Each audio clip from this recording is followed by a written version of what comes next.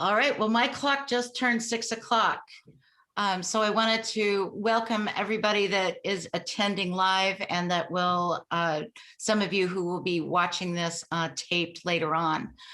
I wanted to tell you a little bit about the League of Women Voters.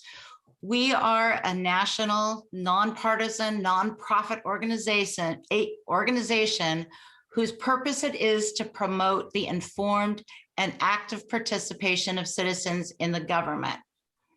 And that's why we so appreciate you guys being here tonight, because you're showing your active participation. I want to underscore the primary tenet of our organization, and that is nonpartisanship. In the 101 years since we were established, we have never endorsed or opposed a candidate or political party at any level of government. We are ardent about positions, not people. We are truly grateful and impressed by those of you who are participating in tonight's forum. And that means the candidates, the audience, and our local league members. I'd like to now introduce you to Sue Erzin, who is a past president of the League of Women Voters of Clallam County. She's going to ask you some tough but fair questions tonight. And this is all to make our voters more informed about who to vote for. So thank you so much for being here. Thank you, Rebecca, for the introduction. I'm asking all of you to turn off your videos to keep this virtual forum streaming smoothly. As Rebecca stated, the League of Women Voters is a nonpartisan organization that welcomes both men and women. We do not support or oppose specific candidates or political parties. It's sometimes confusing, however, because after a formal study process, we often do take positions on issues. If you're interested in learning more about any of our positions, you can go to our website, League of Women Voters, lwvcla.org. The views expressed in this forum are those of the candidates alone and not of the sponsors of this forum.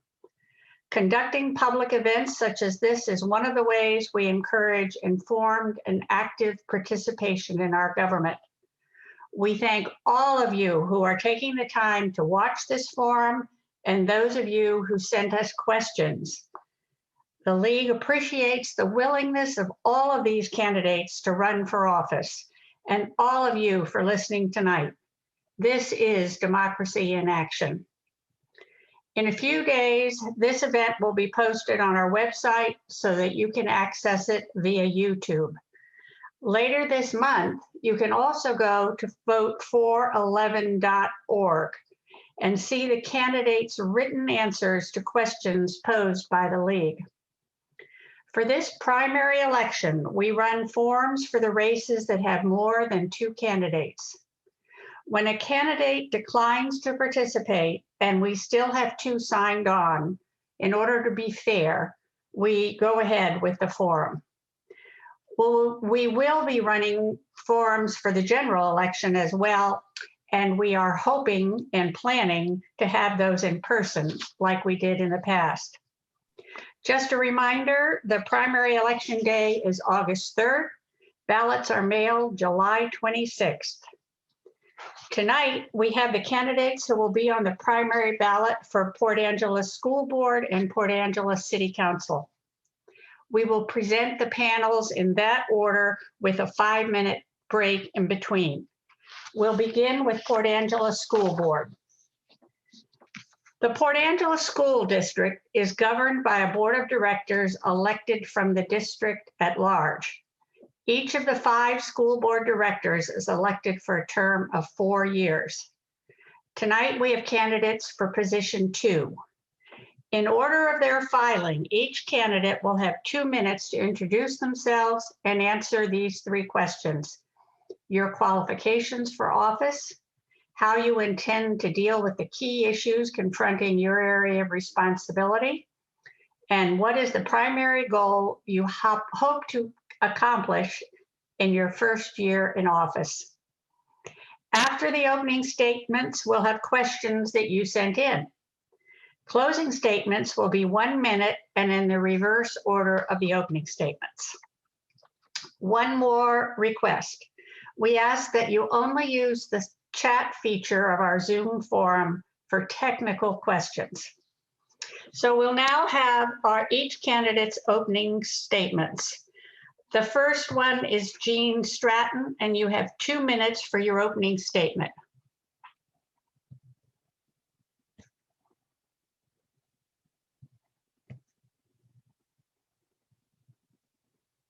Is Jean Stratton present?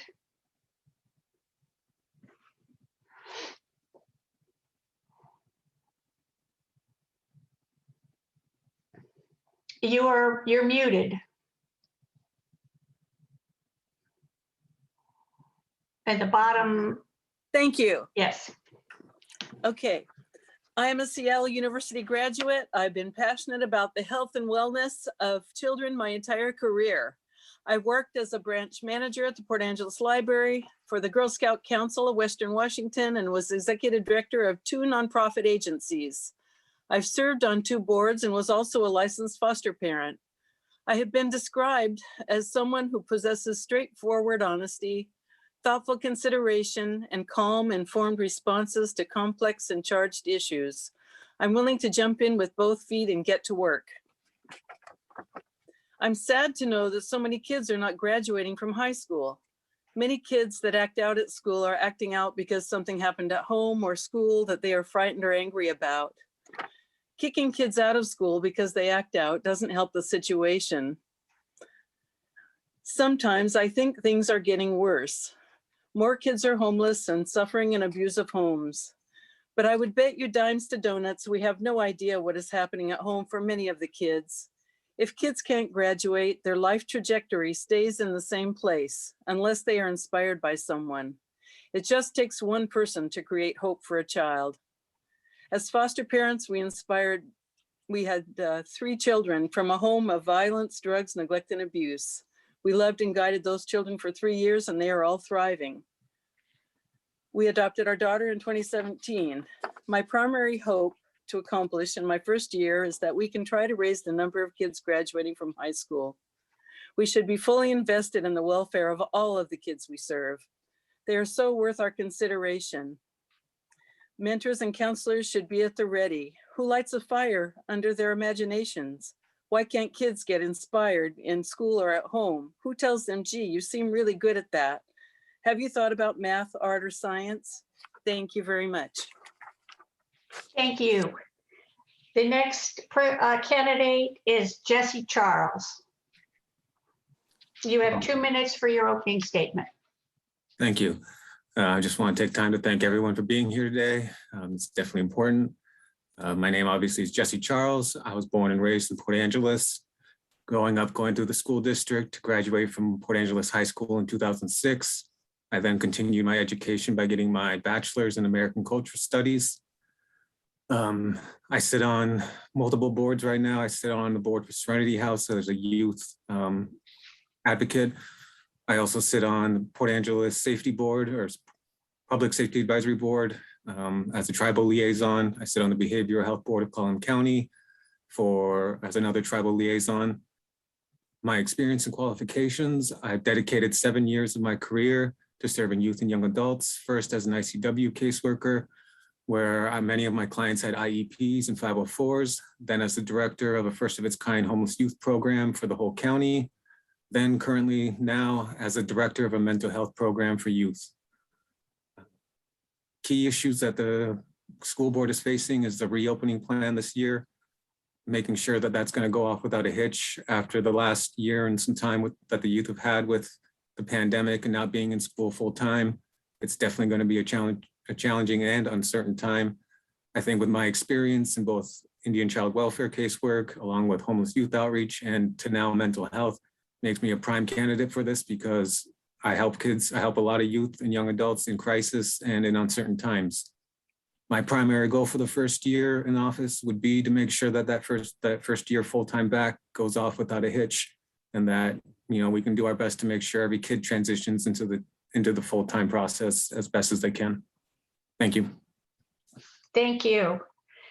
And now it's Gabi Johnson's turn, and you have 2 minutes for your opening statement.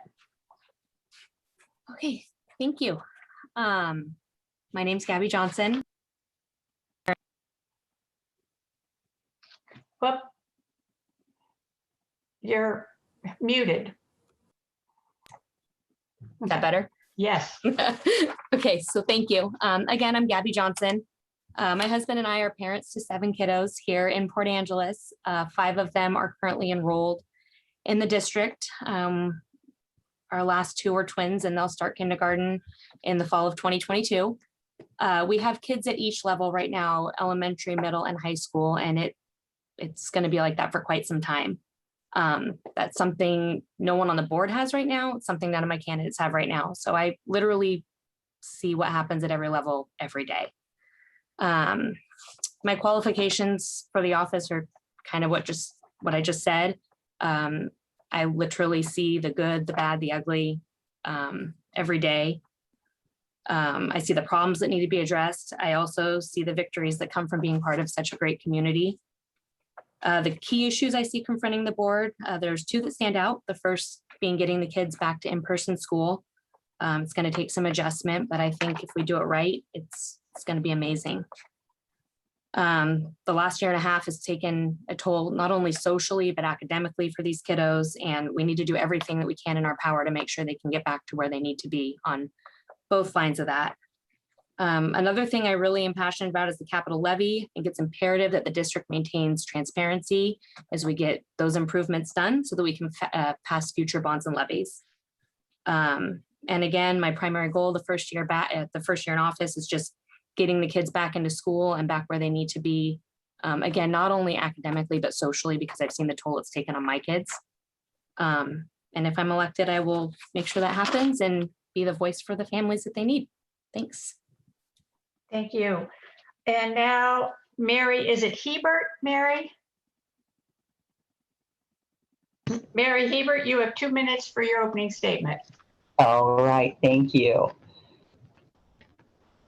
I'm just going to get rid of this one little box. Thank you. So I'm passionate about quality education, and I have been in the educational system for a little over 30 years. I went to Port Angeles schools. I graduated from Port Angeles High School and then went on to Peninsula College. I then went to Western Washington University, and that's where I majored in elementary education, and I followed that with a master's in reading, and I later received my certificate to be a principal. So I've been a teacher for 19 years, and I've served as a principal for 9 years. I've been assistant superintendent for 5 years. And so as assistant superintendent, I attended all school board meetings and prepared materials for their review or action on elementary programs like full day kindergarten was one of the initiatives that I worked on and began. And then I was also human resources and was responsible for the hiring and bargaining. And I had the difficult task during my tenure as an assistant superintendent of closing some of the schools that we no longer had the student enrollment for and changing boundaries to reconfigure our school district. So that's a summary of my qualifications and experiences. So when I look at the big issues confronting the office for which I'm running, I'm going to begin with student success. I think that always has to be front and center. Reestablishing school culture with our students so that they're comfortable in school again, and establishing a full reopening for our schools with health protocols that protect the safety of staff and students. Thank you, Mary. Mary, I am not seeing you on video. Do you have your video on? Oh.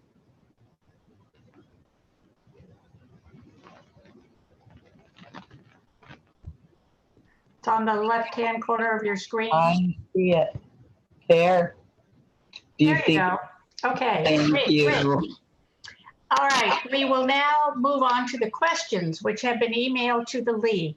We have 25 minutes for Q&A. Please understand that some questions concern the same issue and these questions were combined. Each candidate will have 1 minute in which to answer. We're going to start with Jessi Charles. And so he will answer it, and then each of you will have a chance to have 1 minute to answer it.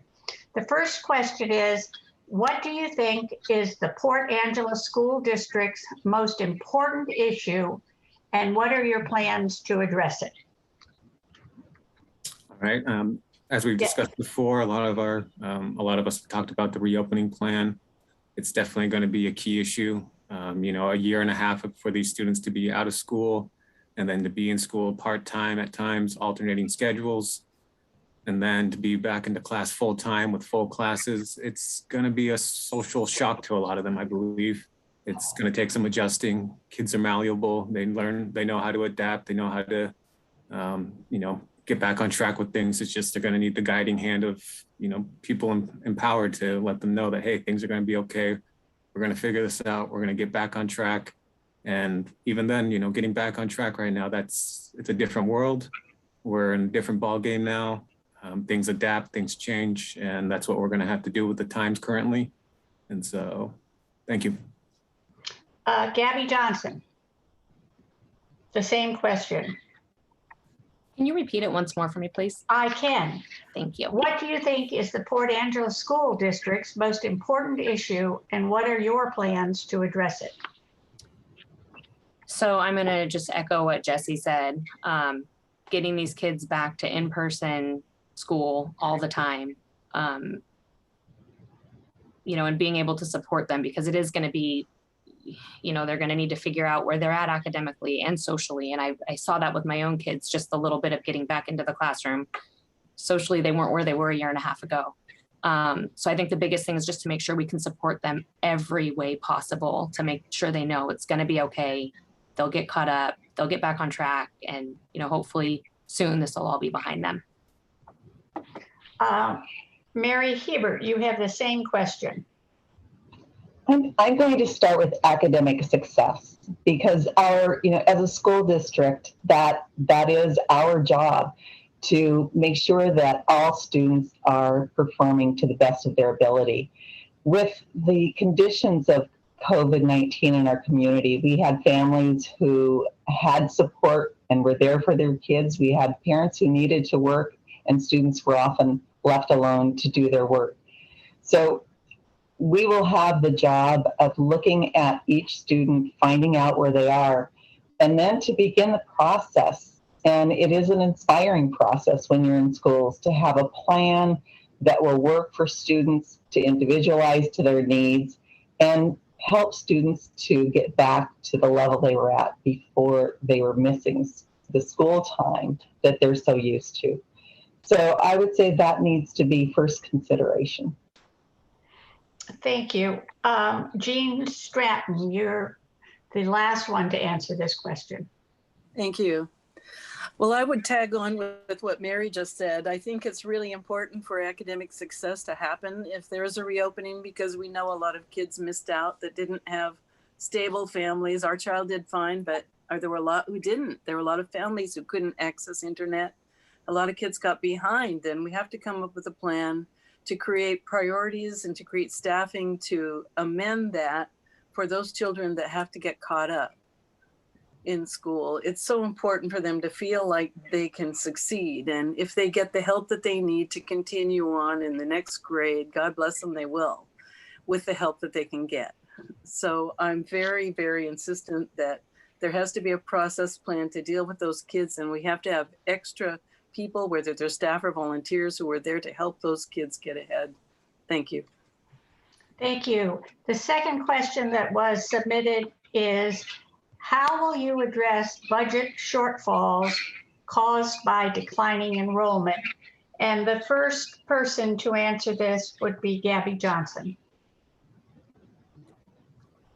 So I looked at the budget. I've been looking at the budget for the last couple of nights. And as someone that does accounting, it is super complex. So I don't have a perfect answer for that.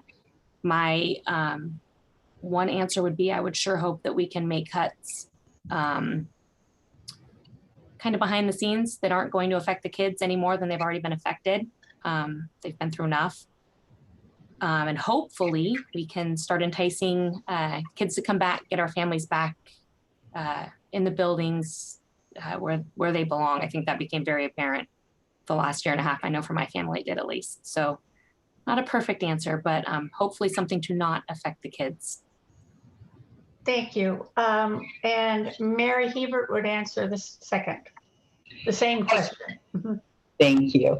I know that when we're looking at the budget, it's so dependent on the number of students we have. And we have some natural leaving of teachers when we have retirements, and that's one way that we can begin to make some of those adjustments. But at this time, we are needing the staff that we have, and we've added counselors and a variety of positions to support the students emotionally, socially, and then we also have additional funds because of COVID and the pandemic that will be available to do some of the support. But the budget is a difficult one, and it's all dependent on the amount of students that we have. Thank you. And Jean Stratton, the same question. Okay. Well, as someone who's come from corporate work, I know that staff attrition always is something that is kind of an easy way to save some money. But you have to find smart ways to fill the holes that are left by staff that retire and by staff that have decided not to come back to school for whatever reason, or they transfer to another. And I'm glad to hear that there are counselors around and available for the children. That's a wonderful thing. And I think that you have to be smart about making cuts. And I know that money's coming from the state. We have grant monies. There are building projects that are planned for the future, like the middle school. That all has to continue. We have the money for that. But I think that having a community meeting about ideas, getting people to brainstorm, that we take back to the board and we work at it a little bit and then come up with some priorities for that. It would make more people, principals and teachers, and all buy into it a little bit easier. It makes the sting a little bit less painful. Thank you. Thank you. And Jessi Charles, the same question. Yeah, as someone who's managed grants now for about the last 4 years, I went from managing a homeless youth grant to Commerce, where we had $325,000 for 3 years. I've learned to stretch the budget and work with what I got, especially when you're covering a whole county for homeless youth. $325,000 sounds like a lot, but it doesn't go a long way for a lot of the youth in our community. And so along with that, now I manage a grant that's got, $1 million each year for 5 years, so 5 million. And, managing this money, it takes a lot of effort and figuring out things and making cuts and making changes and making adjustments and just doing the best that you can with what you've got. And I think, as everyone has kind of mentioned, there's going to be some cuts, there's going to be some other money coming in, and it's going to be a lot of adjusting and being on the ball. And that's what I do with my work. And that's what I do, with the youth that I have in my programs. Thank you. Thank you. The third question, and you can see that I'm rotating who goes first with each question. So this would be for Jean Stratton to start. Am I correct? Yes. No, the first one would be Mary Hebert on this. Do board members or the board have a role in the day-to-day operation of the district?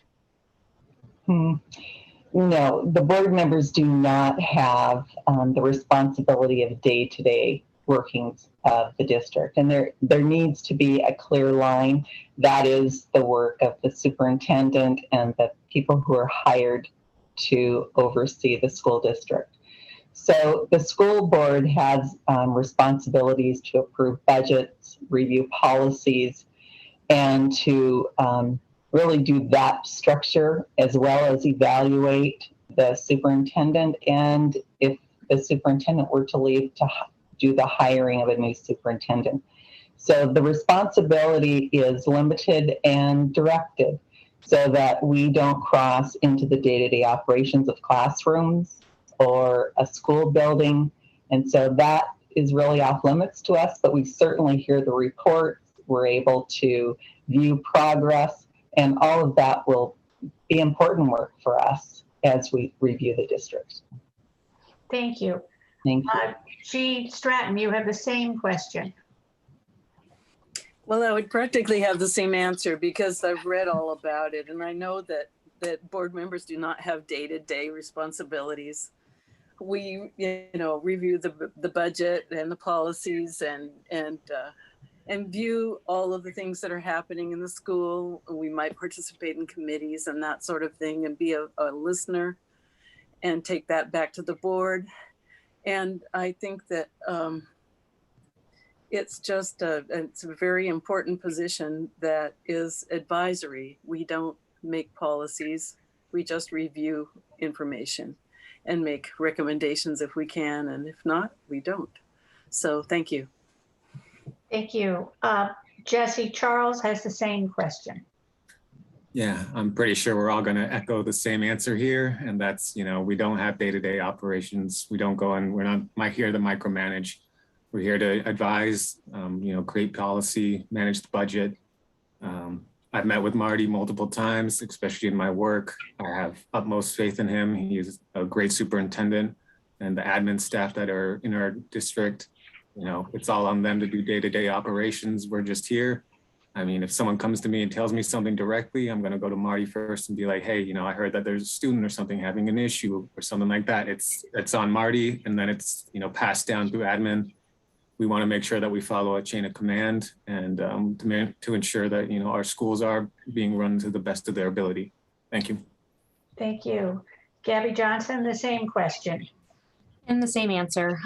No, obviously there are not day-to-day responsibilities of the board, but, we take care of the budget, policies, things like that. But I did want to add, I think that with what's happening with our kids and everything, I think it's still very important for anyone on the board to remember when they're in the buildings, because it's going to happen, or when they're out in public, just that we're always representing the board. We're always there to support, the kids of our district, and, make sure that their best interests are at heart.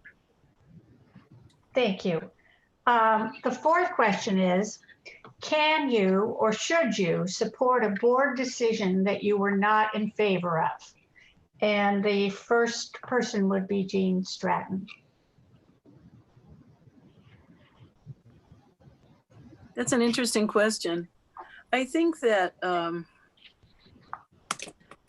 if someone is really, if there can be some bridge building between it, it's always nice to compromise when possible. That's always been my philosophy when I've been involved in making decisions of that nature.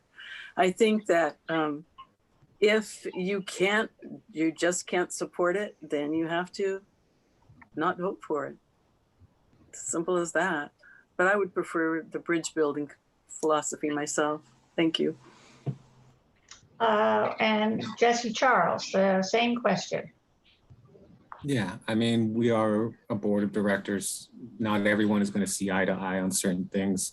Having a diplomatic solution to see if you can come to some sort of middle ground or compromise is always, a best interest for everyone, if it's in the best interest of the children or the students in particular there. And so it just happens within boards. Not everyone's going to vote the same way. And I'm, if I don't support it, then it's, hey, we got to work around and figure out what we can do to come to some sort of agreement, and then do what's best for the students. I mean, it's the students first, and it's how it should be. Thank you. Thank you. And Gabi Johnson, the same question. So, the reason there's a board is so that one person isn't making all of the decisions, obviously. So, there may be a vote that doesn't go the way I had hoped it would go, and that's life. I would hope that maybe before it got to that, we could come to a common ground, come to an agreement, try to meet in the middle somewhere.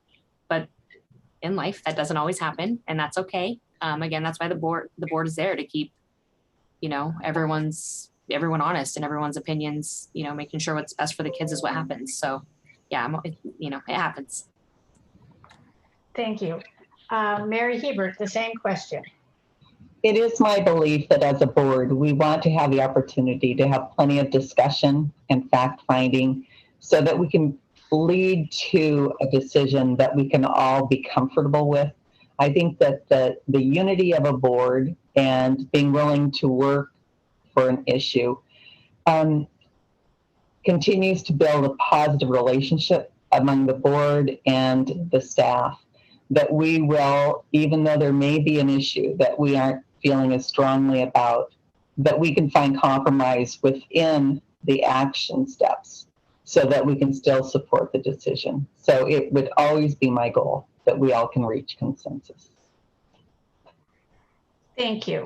The fifth question is about remote learning. What barriers to equal access to learning was revealed by the Port Angeles District's remote learning experiences? And how will you address these barriers post-remote learning? And the first person on this is Jessi Charles. Yeah, there were definitely disparities that were shown during this pandemic. I think, as Jean mentioned before, some students didn't have the capability of having a smart book or having internet access at the time, and since then have fallen behind. A lot of marginalized youth not have the opportunity to just hop on their iPad or hop on their computer. And so when it comes to online learning for the future, CView was already in development, and then they just jumped up the time factor for that. So, right now it's just making sure that there's as I've said before, an even playing field for all. Not all youth are, unfortunately created equal when it comes to the family and where they're at in their financial status. So, it's just making sure that the students get the best education that they can, whether that's on CView, whether that's in person at Port Angeles High School or all the other schools. Thank you. Thank you. Gabi Johnson, the same question. So it became glaringly evident to me really early on in remote learning, the disparities.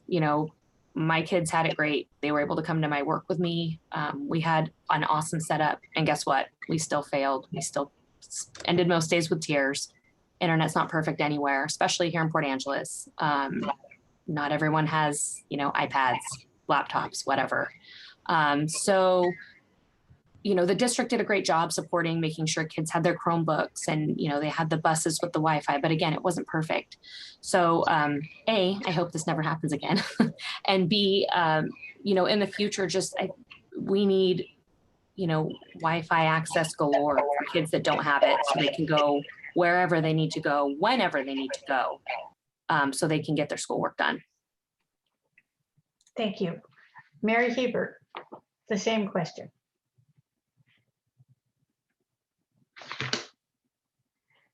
We can't hear you.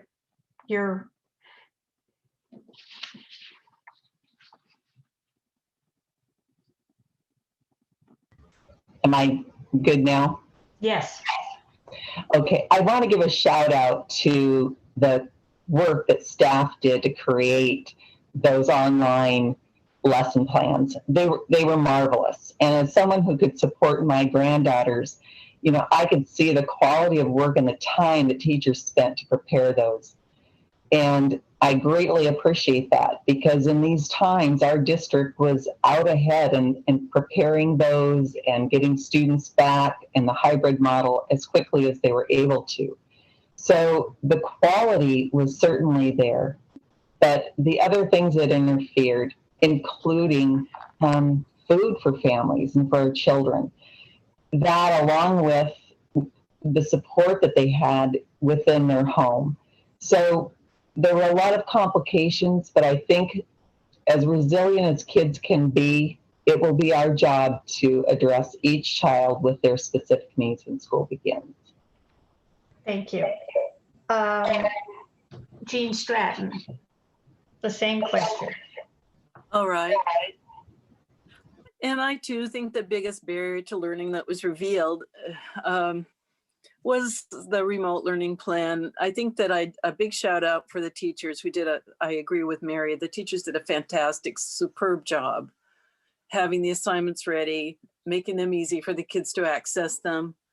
We got a tutorial on the new process. We had Google School last year and we had Seesaw this year. And so now I know it backwards and forwards. We got to replace our Chromebook when it died. I think that it's just the biggest thing. I would think of a different scenario. First, finding out, a survey to parents to find out who have kids at home with the internet that can do their work with support. And then see if the current schools or an empty school or two could support some kids that could be socially distanced, that would have an advisor on duty who would help them get their work done.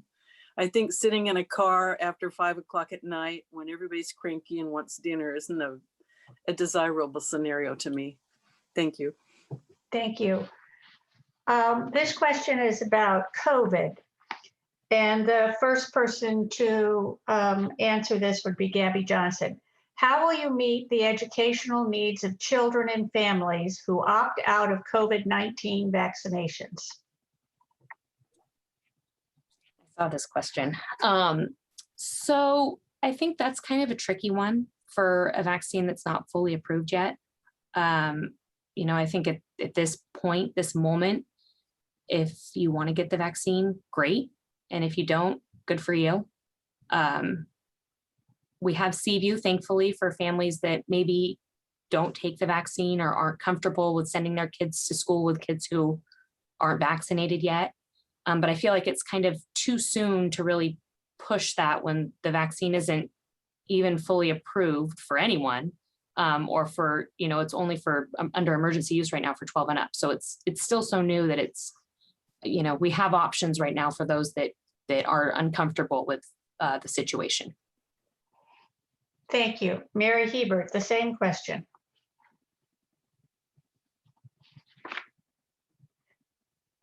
Deb, you're muted. As a district, it will be important that we follow the state guidelines and regulations. And at this time, there is no requirement that students are vaccinated. And so I want to be sure that we know that we're going to continue the same protocols that we've had this previous year, that we will be masked, that as we return full-time, that we'll look for opportunities and ways to keep students socially distant. But for parents who are concerned, there are other options. They are able to go to Seaview, but full-time in class is going to be available to all students. It will just be following the standards that the state sets to keep people and students healthy and safe. Thank you. Gene Stratton, the same question. Thank you. I would echo what Mary said. I think that as a district, they have a plan and I trust them. I've been able to trust them throughout this whole pandemic. And I appreciate all the things that they've done according to protocols from the state. And I am assured that they will do the same in the fall. And even though my daughter's too young to get a vaccination yet, it may be happening in the fall, she will mask up and she will wash her hands and have sanitizer on her desk and keep distance from kids, no hugging and that sort of thing.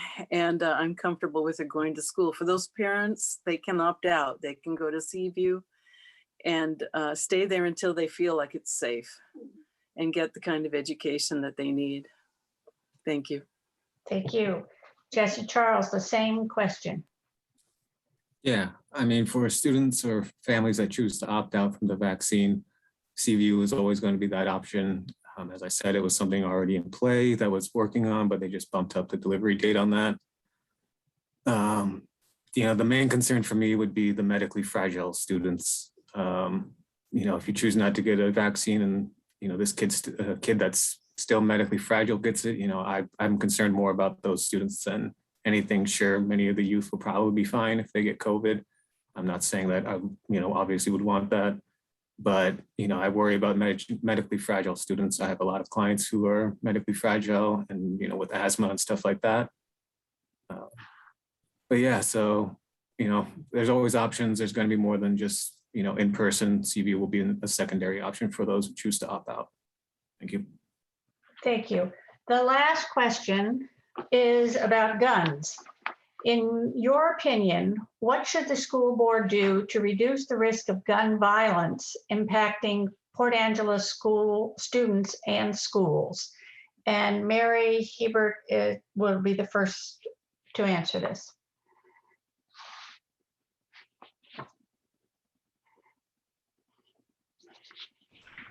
Our school district has taken steps to improve safety within our schools. And that being vigilant, doing the drills that we have students do are all things that are unfortunate that we have to address at this time. But all school personnel take that seriously, and so continue to look for ways to improve the safety, to make sure our buildings can be locked down effectively and efficiently. And protection is key. And we know that the pieces are in place. Buildings have been remodeled to make that more possible. And I've seen, the offices change so that the office staff is protected. And we need to continue to be sure that we're doing all that we can to make our buildings as safe as possible during these times that guns seem to be causing so much havoc around our country. Jean Stratton, the same question. I would say that it saddens me that we have that worry here and in our country. But I am happy that the schools are improving safety. I know they have been doing drills and they have made the schools more secure. I think that if I was still working for Girl Scouts and I was going to different schools to see if I could rent a room or a classroom to have a recruitment night or something of that nature, I would not have been able to get in so easily now as it was then.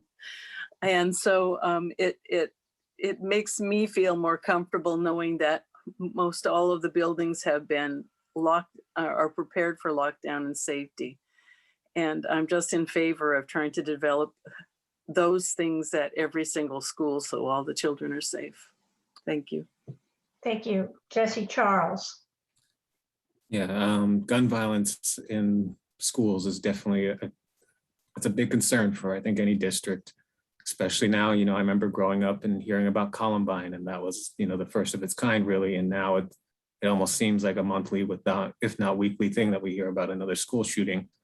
I know that the school has a, safety officer, and that they do run drills, that they have to make those changes and everything. And it's very frightening that these are the times we live in, but I would rather that we be prepared than not prepared for the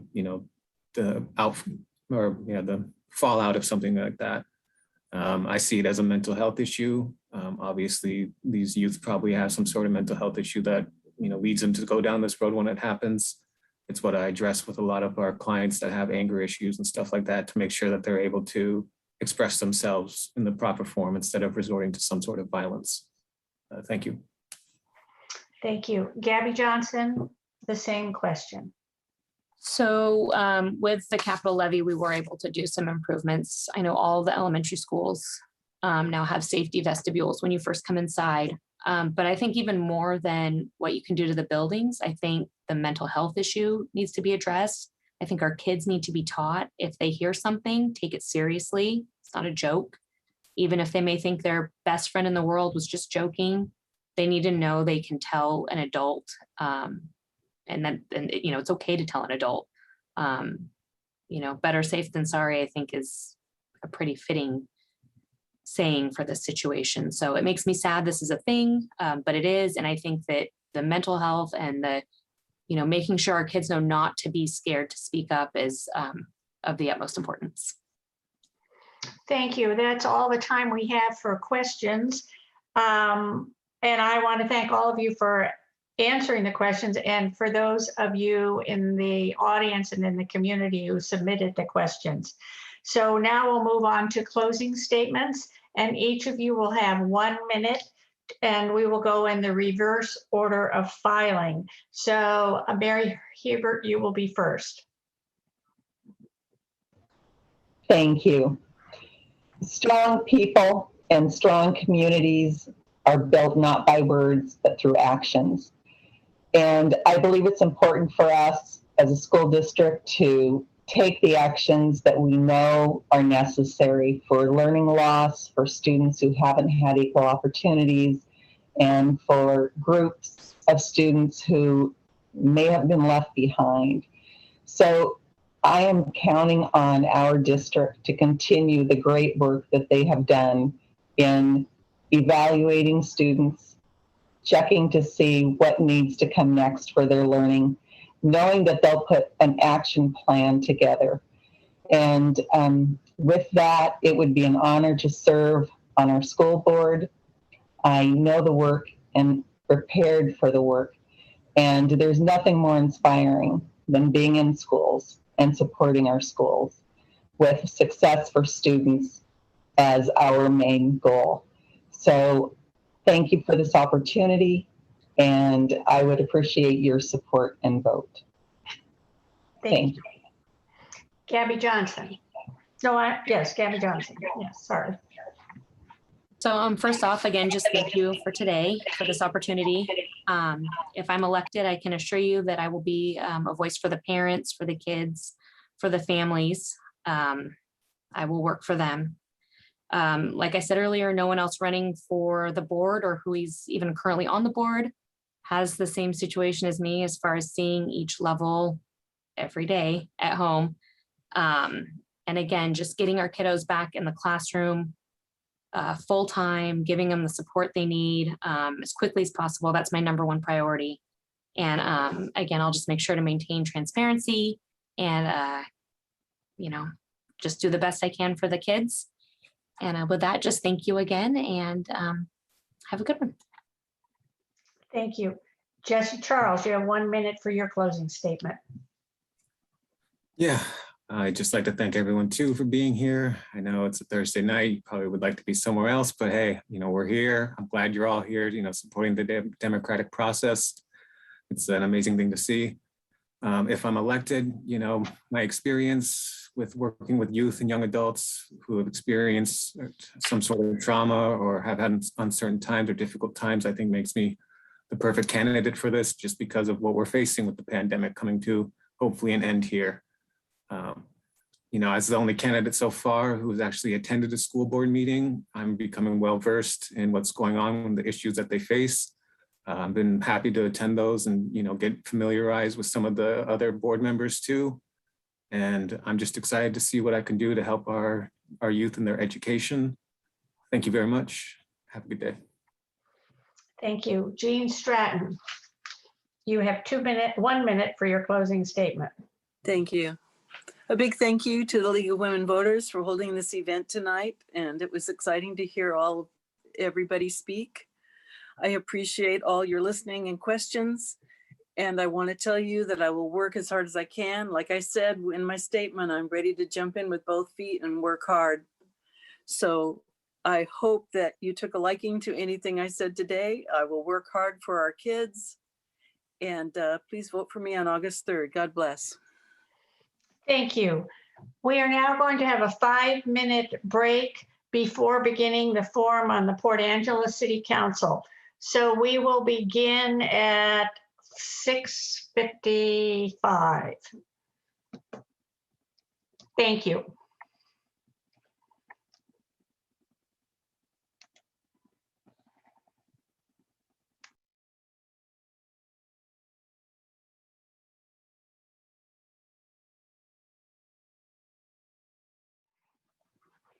All right, we are now going to begin our forum for the PA City Council candidates. There are 7 members serving on the council. Each is elected for 4-year terms. Members of the City Council do not represent any particular district or area of the city. In the general election, voters cast their vote for all council positions on the ballot. Tonight, we have candidates for positions 1, 2, 3, and 4. And we are going to start with position 1 and go in order of filing time and date. Please note that we are waiting till the end of this forum when all candidates will give their 1-minute closing statement.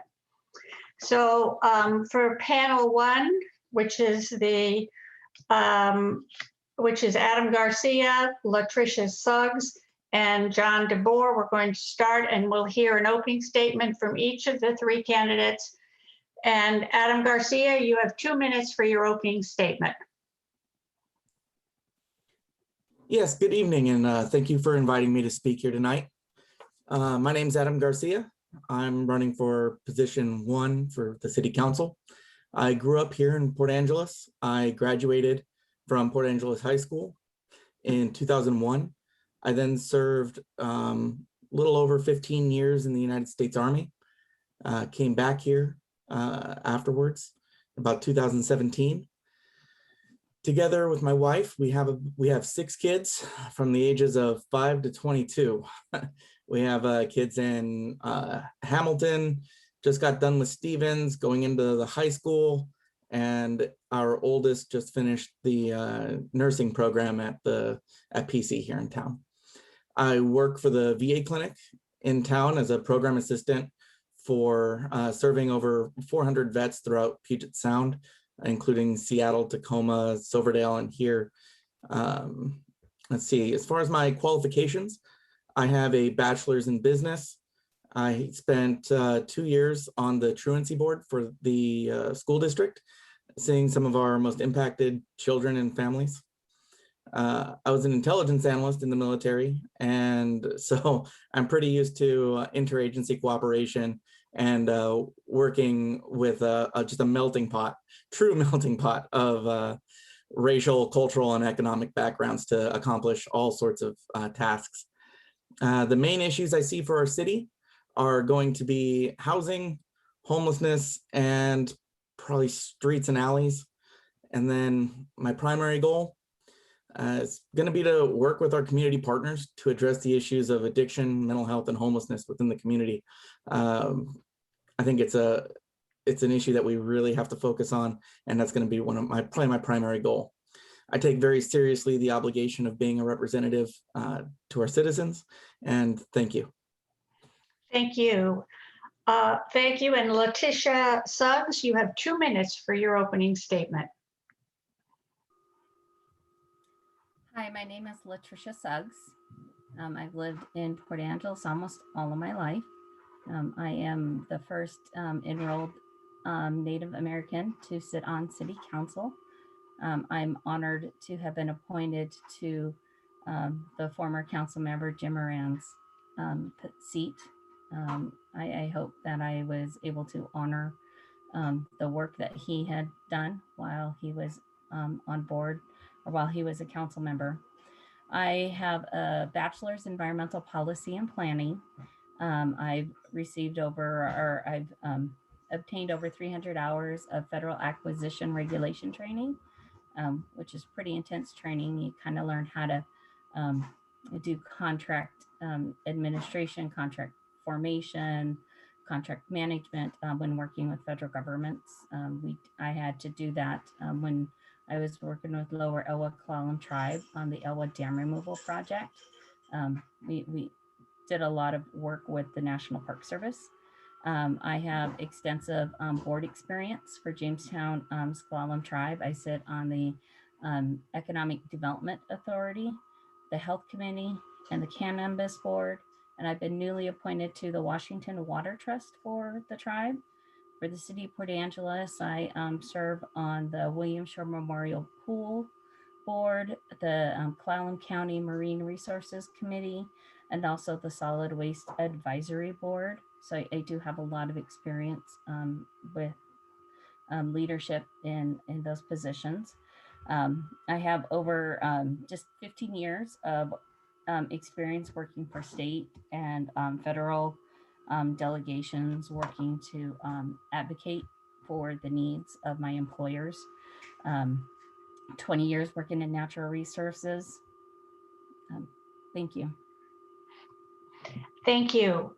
John DeBoer, you have 2 minutes for your opening statement.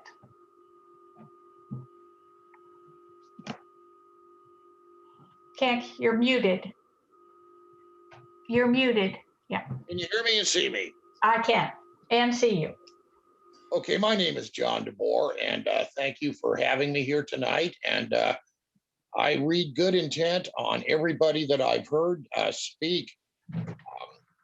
My qualifications, I serve on the CD Mental Health Board Grant Review Committee and on the Homeless Task Force Grant Review Committee, and for the last 4 years. And I've learned a lot about how the money is obtained and spent. And I think that we're kind of on a bad path with homelessness in this city. I think it's 4 times the size that it ought to be.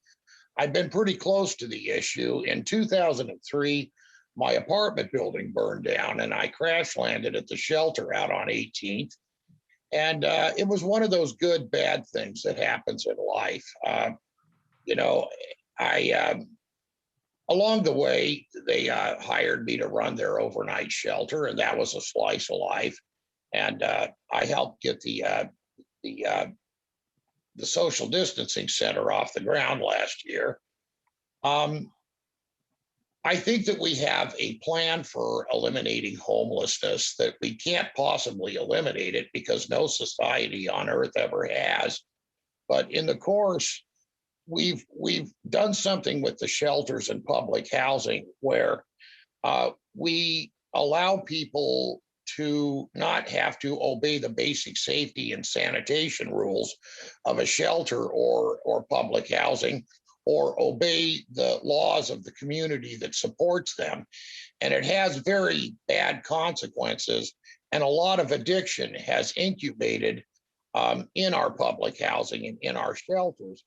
And I've seen the job done right, and I've seen the job done wrong, and so much for the wrong reasons. And shelters, if we do the job right, we get the most bang for the buck, for the money invested. And we can help our population that's struggling put on their, big boy pants and re-engage with their lives. And certain people are not going to adapt, but it's going to make the world a pretty small place for them if they can't, stay in the shelters and suit up and be antisocial. You'll have another opportunity to talk about that issue because we're now going to have questions. We have about 25 minutes to answer questions that were emailed to the league, and each of you will have 1 minute to respond to each question. The first person to answer this first question will be LaTrisha Suggs. And the first question is, besides homelessness, what do you view as the top issue facing Port Angeles? And what specific solutions would you propose in your capacity as a council member? LaTrisha Suggs. Thank you for the question. Well, besides homelessness, housing, ties directly into it. So, but housing isn't about homelessness. It's about affordable and low-income housing. Our housing stock, we're at a crisis here in the city of Port Angeles. By 2030, we need at least 3,000 new housing units in Port Angeles. And going at 25, 30 housing units a year, we're not going to make it.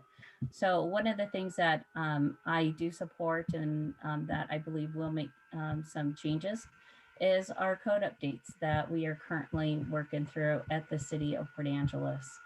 That will definitely help to address some of the barriers that contractors face, and it'll also address, density questions that we have for the city of Port Angeles. Thank you. John DeBoer, you have the same question. Besides homelessness, What do you view as the top issue facing Port Angeles? And specific solutions would you propose in your capacity as a council member? Well, one issue that's come up before and will come up again is the fluoridation of water. It seems trivial, but they're really asking us to sign away our water rights like they've done in many places in the third world. And there's a lot of support behind it, and there's a lot of people against it. And it sort of got voted down by a very narrow margin last time. I believe it'll come up again. I think it's something very much we shouldn't do. And that's my answer to that question. Thank you. Adam Garcia, the same question. Yeah, I think that the number one issue facing Port Angeles outside of homelessness is going to be housing. Right now, there's just nowhere for anybody to live that's new to the area or trying to move either up or needing to move down in life. We have, as far as what we can do on council, I would say we can look at being a little bit more flexible with our accessory dwelling units for our homeowners out there to try to make a little bit more room for people. Outside of that, the community's been really involved with, providing feedback on some of our density issues and our multifamily housing suggestions. The city seems to be pretty okay with the concept of building up apartments in the town. And so long as, the beauty of Port Angeles is kind of preserved through proper landscaping and the like. So I would say that housing, and yeah, that's the answer to mine. Well, the next question is about the housing shortage. And the first person to answer it will be John DeBoer. The question is, given the lack of housing in the city for people of low and middle incomes, what are your plans to solve the housing shortage, and how does taxing vacation rentals come into play, or does it? It shouldn't. We shouldn't put the burden on those folks. Recently, a buddy of mine lost his housing through no fault of his own. The landlord's daughter was moving up from Portland, couldn't find a place. He looked and looked, and his time was running out, and he ended up staying with me for 2 weeks while his new landlord was getting the place ready. So it was a very honorable and short-term period of homelessness, and I was glad to help him get through it. But back in the old days, he would have hung his hat at Serenity House. But it was kind of a very changed situation out there. And and the second part of that question is, what would I do to eliminate the problem? I don't think we can entirely eliminate the problem. I do like auxiliary housing units and to zone things so that we can do that. And thank you for the question. I think I answered both parts of it. Thank you. Adam Garcia, the same question. Yeah, continuing off of what I had just been saying, Port Angeles is sitting right around 8% of our housing is going to be multifamily housing. Statewide, we're somewhere around 30%. So we have quite a bit of room to grow up, more or less. And so I think that that's going to be key. And we even have room to do it while still maintaining a fairly small town feel, which also I think is important to our community. So in doing that, I think that we can address the overall problem with Port Angeles, or one of the overall problems with housing. Our housing situation is a machine. There's nowhere for people to move out of low-income housing because it's too expensive. They're priced out of the market. So, creating somewhere in the middle for people to move out of low-income housing will free up space inside of that low-income housing for people to move in. And I think that that's going to be a key in our future. And LaTrisha Suggs, the same question. So can you do me a favor? Just please repeat the question again. I'm sorry. I certainly can. Given the lack of housing in the city for people of low and middle incomes, what are your plans to solve the housing shortage, and how does taxing vacation rentals come into play?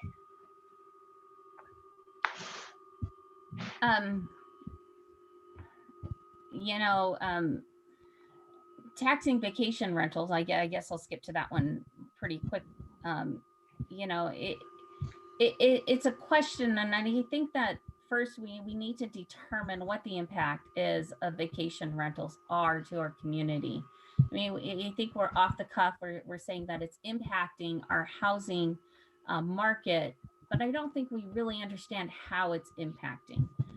So first, I'd like to, know how it's impacting. When it comes to creating more low-income and affordable housing, I think we need to define affordable housing at more of a 30% AMI. I know that's kind of, people would say, well, that's kind of social public housing.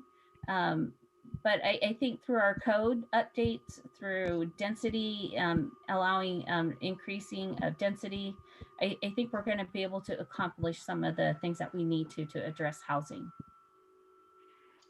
The third question that was submitted is, at other forums, some candidates have talked about cleaning up the streets. How do you do that? And where do you intend to put the homeless you want to remove from the streets and parks? And John DeBoer, you were the first person on this. No, I'm sorry, Adam Garcia, you are. Sure. It's a complex situation. I don't think that, picking up all the homeless off of the streets and throwing them in jail is the answer. That's not going to work. It's never worked, and it's certainly not the direction we need to go. I do think that there's a lot of organizations in the city and that are there to help. And with our upcoming laws on on possession laws, we're going to be having the opportunity, and our law enforcement are going to have the opportunity to engage with a lot of these people and get them connected with services. And I think that that's important. And they'll be doing that. And that's going to be the step. It isn't necessarily throwing them away or throwing them in prison, or sweeping them under the rug of any sort. It's going to be getting them help and getting them into a system that can show them how to succeed in life. And, that's, I think, where we need to go. LaTrisha Suggs, the same question. Well, I don't want to criminalize homelessness. You have people that are just down on their luck.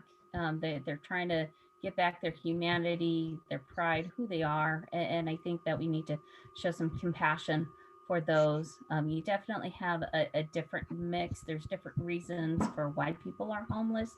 It's not an easy answer. But the city, our current council, and I being on that council, have supported recommendations that have come from our police department and our fire department by implementing, rediscovery program and the pyramid program. And those are very successful programs in helping people who find that they are homeless. And I think expanding on what we are doing well, we need to look at how we can expand that.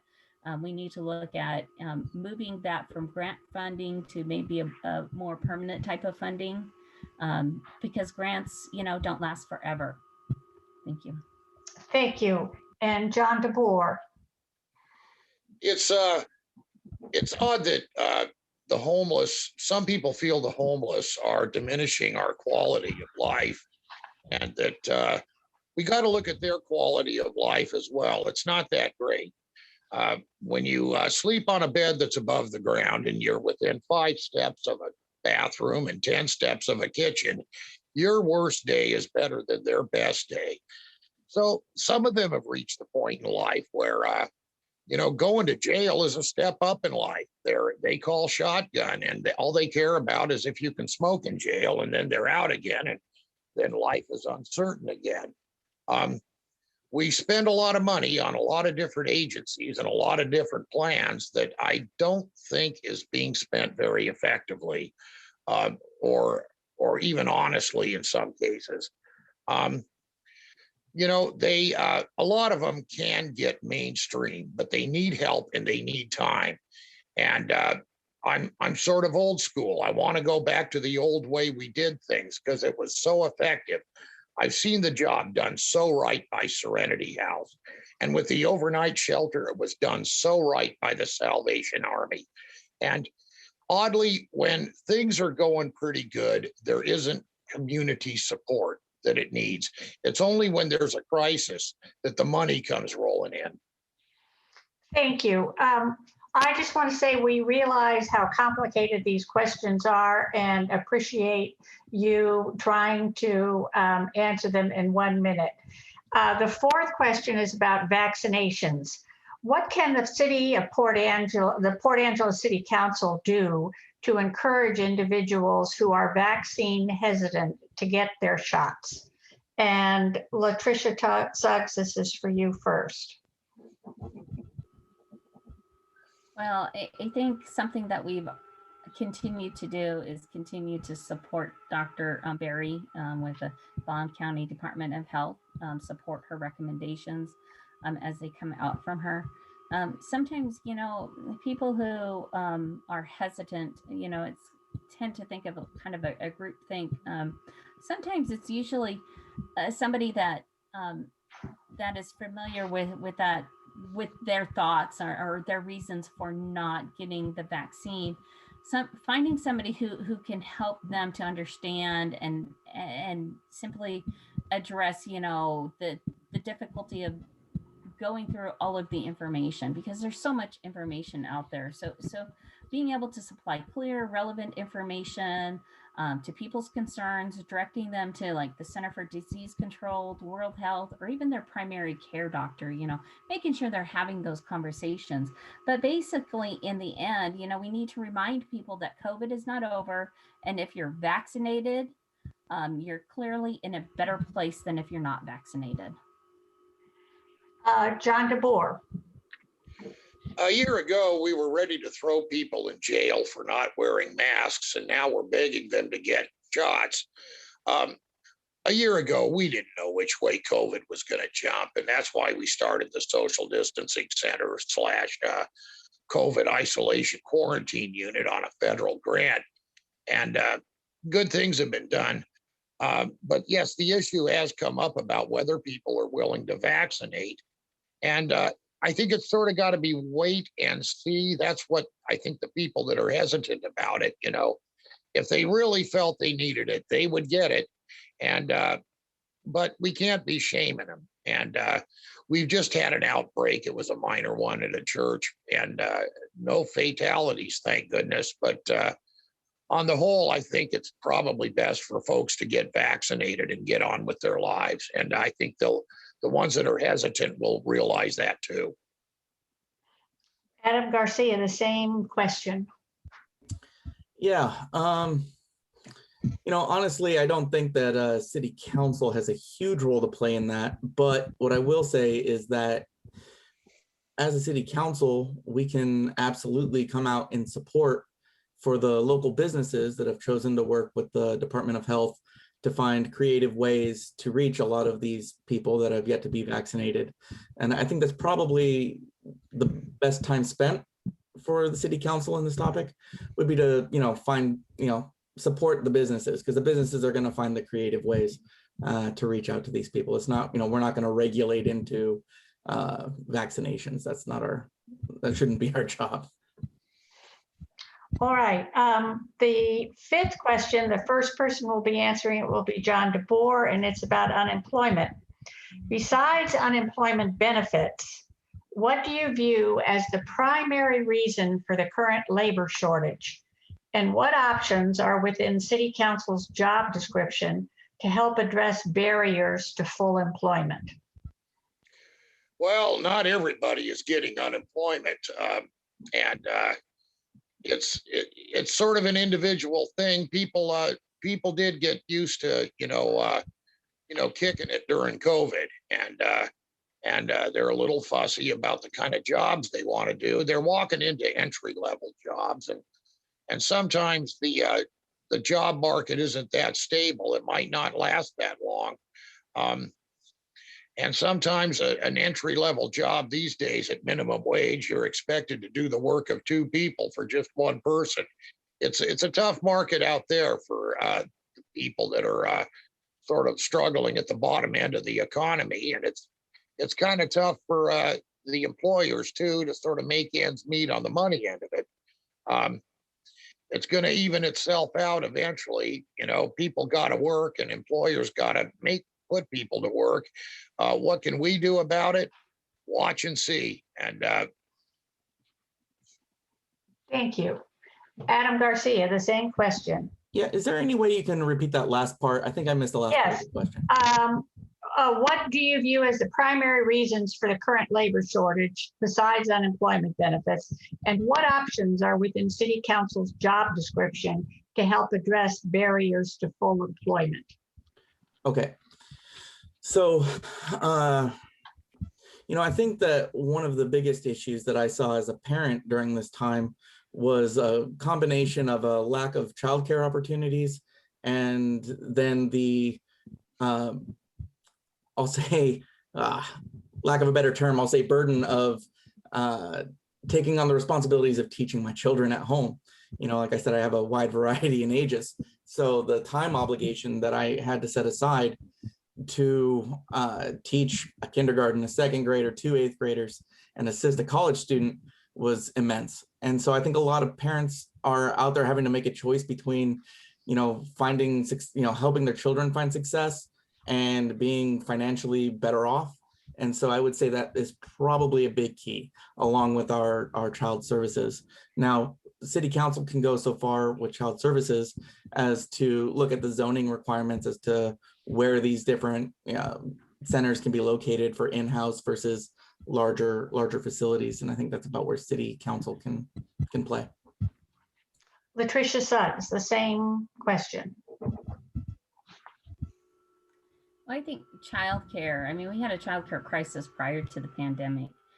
Right now, I mean, I was just looking for childcare for my 10-year-old, and found out the daycare that she went to, it's all filled up. And this was, 2 months before I was looking at going, thinking about going back to the office part-time. So I think partnering with Prevention Works and making sure that the current act that came down, I think it's a Fair Child Act, making sure that the changes that were proposed in the act or that have now become, into law, that our childcare providers are familiar with that. But beyond that, I mean, people decided to change their jobs. I mean, they moved from maybe service-oriented jobs to different types of jobs because they were tired of that. But maybe working with Peninsula College, again, partnering with them to find training that people can take up at the college that would benefit our community. So training opportunities. Thank you. The sixth question that we have is about our relationship with the tribes. Port Angeles is built on top of tribal lands, including burial grounds, as recently evidenced on the waterfront trail near Morris Creek. What could we as a city do to improve equity, inclusion, and representation with tribal communities? Adam Garcia. Yeah, we've already gone into being, finding creative ways to be more inclusive on some of our boards in town. And I would say that we can also go into the, idea of art. We've started it, you see art all around town. You see some of our street names have some tribal on it. And it's interesting. It's a great thing to see. It's a part of our community. With the Dream Playground, with the carvings that are going in there, it'd be great to see more tribal art there.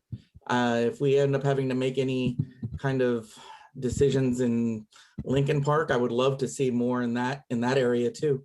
So I think art is a great way to, maintain the culture in our city and do it in a way that everybody can enjoy.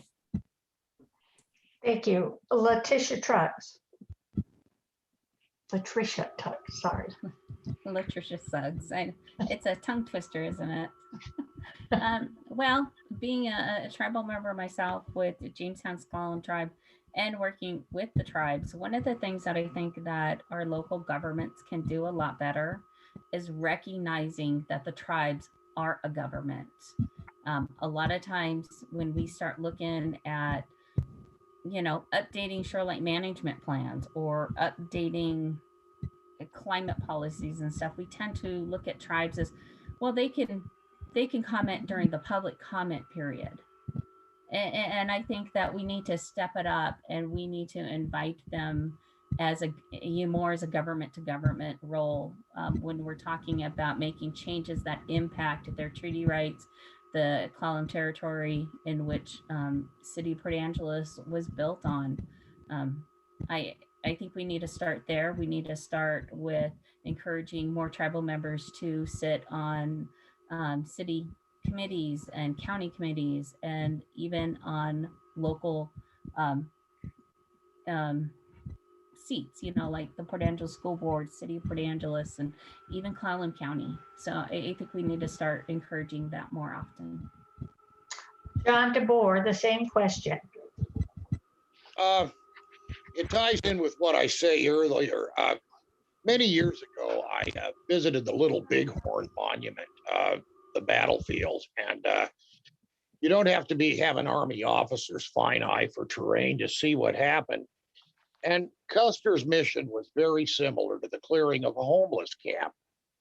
And what the tribes have in common with the homeless, besides many of them being from tribal origin, is that our method of dealing with the homeless is very similar to the Bureau of Indian Affairs, which is not the best state of affairs.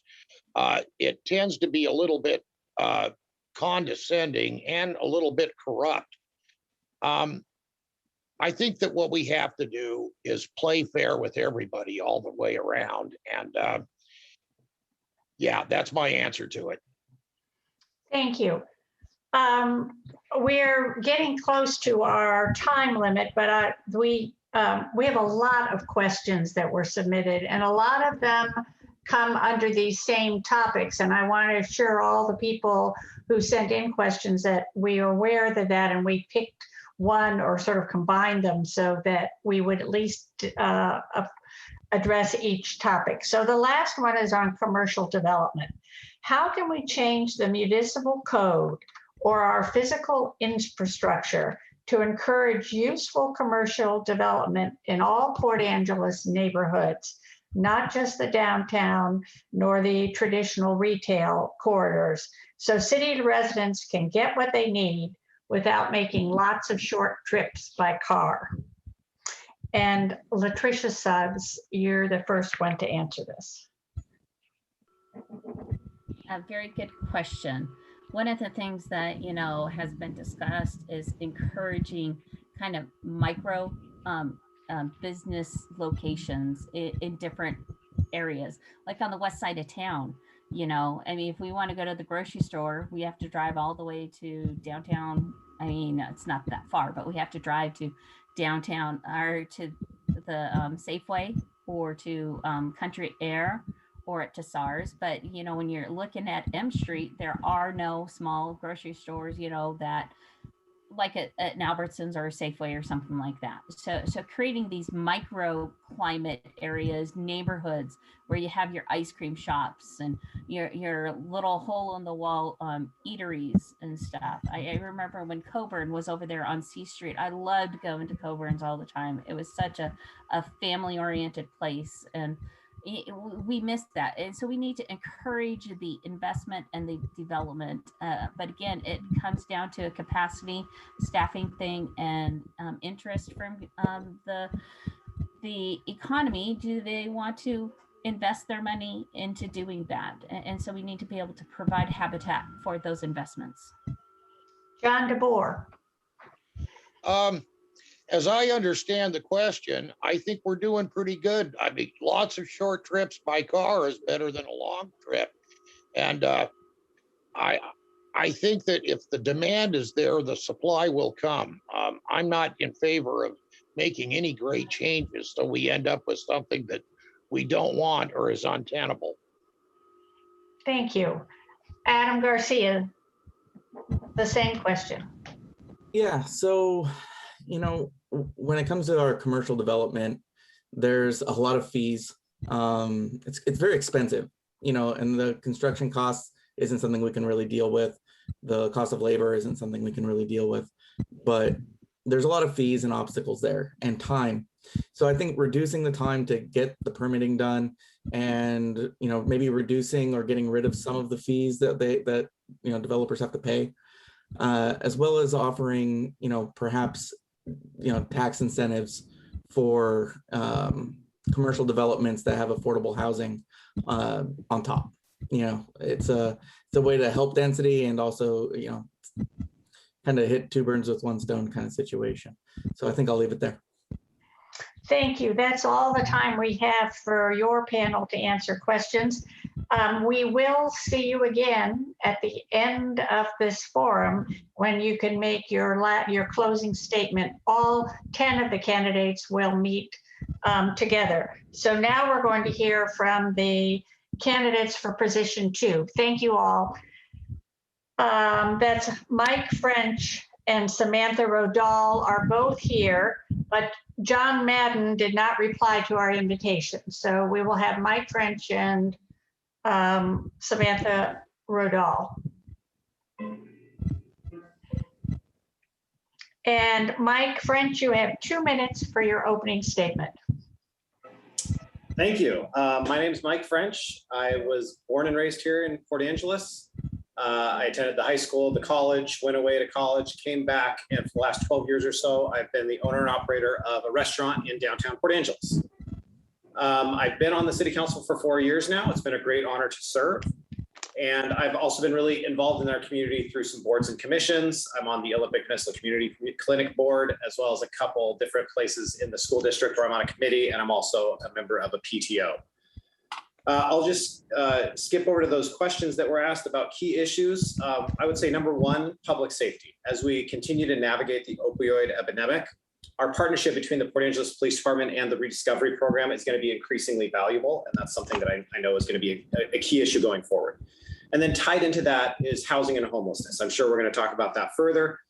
We have housing issues at multiple income levels where people are not able to find housing that works for them.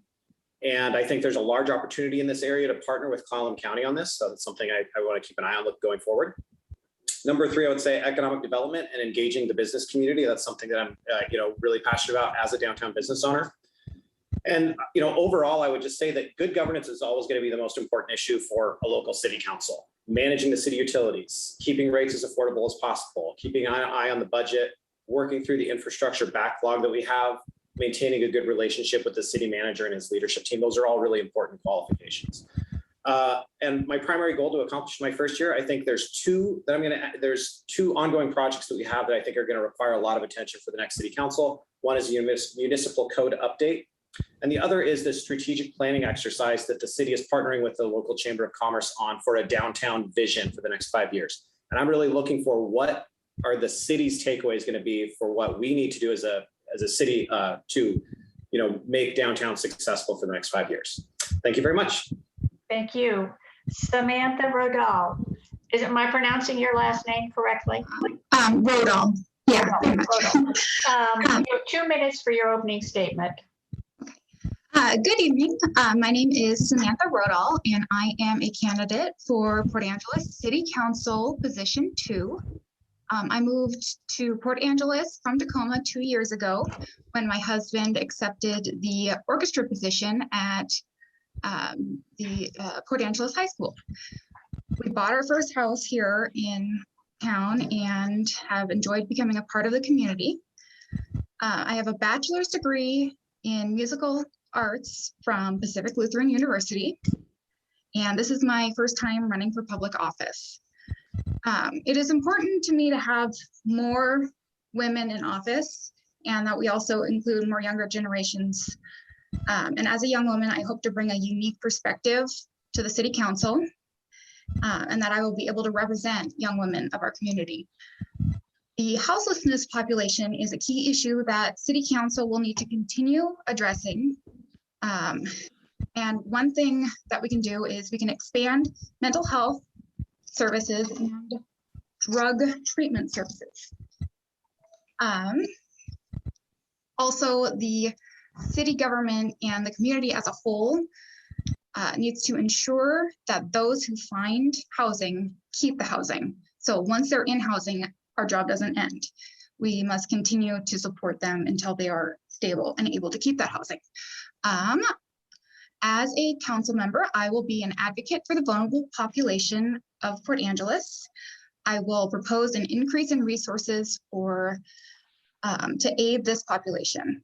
This is not something that I would be able to do alone, and I'm asking for the support of the citizens during this election and after. Thank you. Thank you. You both will have, you'll have together 17 minutes to answer questions that were emailed to the league. There's less time for this Q&A because there are 2 candidates. Both candidates, both of you will have 1 minute to respond to each question. One question that I didn't get to ask the other panel was about the waterfront trail. And we received several questions about that and about the alternate. And the city council, I know, unanimously decided on Tuesday to support the present Discovery Trail. So I would give each of you 1 minute to respond to say whether you support or oppose that decision. And we'll start with you, Mike French. Thanks. So yes, I support the decision by the city council to maintain the waterfront trail. This is something that I've worked on behind the scenes with the Peninsula Trails Coalition for months now. And, you know, I think that the public backlash that we witnessed was, you know, actually, you know, even though it was kind of directed at the council, it was really gratifying to see how many people really care about the waterfront trail and the Olympic Discovery Trail as a whole. So I think it's really important for the city to, you know, do the maintenance, because that keeps the trail in place. That actually, the maintenance that we're doing actually mimics natural erosion and is healthier for the bluff, for the properties that are on top of it. And, you know, I think that really underrated in this is, again, that partnership with Clallam County is going to be really crucial, because if we can work with them in the off season, they have the capacity to help us with some of the larger projects that we might not have the expertise or the manpower for. So yeah, from an economic position, I'll just say as a downtown restaurant owner, all those events that happen because of the Olympic Discovery Trail are just so crucial for our local economy. Samantha Rodahl.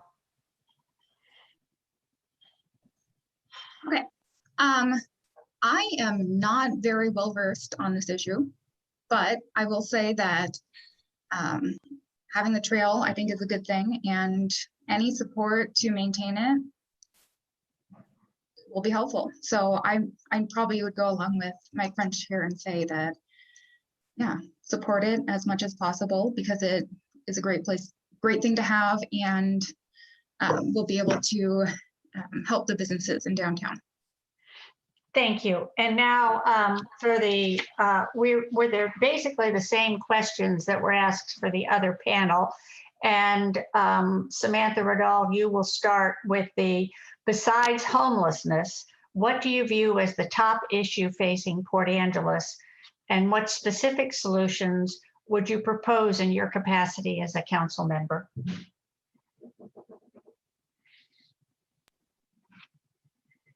I think the biggest issue besides the homelessness would probably be access to services for drug treatment and mental health. So I think that could kind of go hand in hand.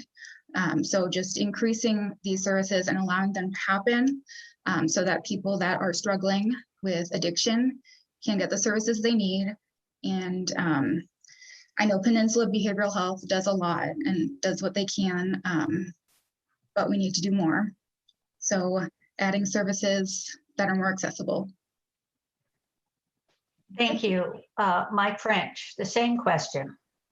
Well, I think that was a great answer from Samantha, but you know, I would say that there's a lot of ways to answer this question. I'm going to say, you know, the word affordability is one that just keeps popping in my mind, because really this is something where it's about housing, but it's also about utilities. It's about wages. You know, there's a lot of ways in which we need to make sure that Port Angeles is affordable for the members of our community. It's about property taxes. We have a lot of different agencies that are all, you know, if we can have more density in the city, we can spread that burden out a lot, you know, better to all. so that we can have more improvements. Like, we have a capital levy that just passed for Stevens Middle School.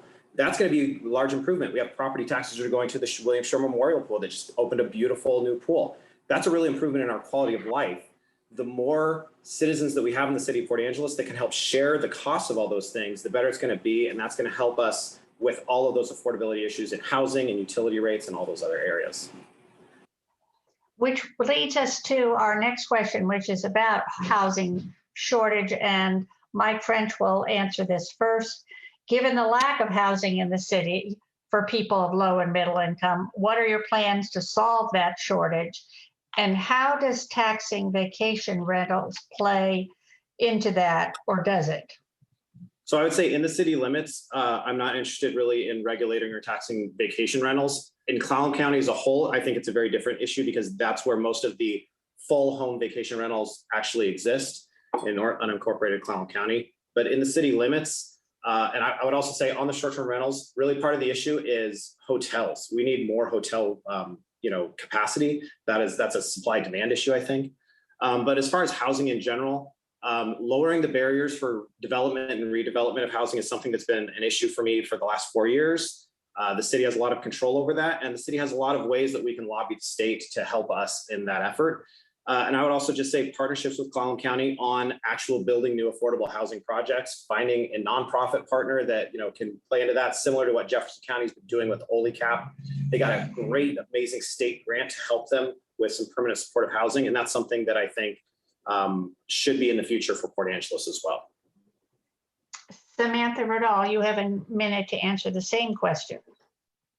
Yeah, so about adding a vacation rental tax, that doesn't seem like something that we should do here in the city. I agree that if it is going to be something on a county level, would be best because we're trying to get people to come here. And if they're having to pay more for vacation rentals, that's not encouraging people to visit here and not encouraging people from Canada to come. And as for this housing shortage, honestly, if we could have more houses that are starter houses. I bought my first house 2 years ago, and it was $185,000. It was a struggle, but we made it. Now, 2 years later, that house is probably $100,000 more. And I don't know how anybody in their 20s could even, and they can't find rentals either. So we need some more starter houses. Thank you. The next question is about homelessness. At other forums, some candidates have talked about cleaning up the streets. How do you do that? And where do you intend to put the homeless you want to remove from the streets and parks? And that will be Samantha Rodahl first. So I work at an assisted living home where people with mental illness are given a place to live, low income housing. And it's, I think, a great opportunity for them. And we need more places like that. They're not easy to keep open. And I know later on we're going to talk about unemployment, and we're struggling with staffing issues right now, getting more staff.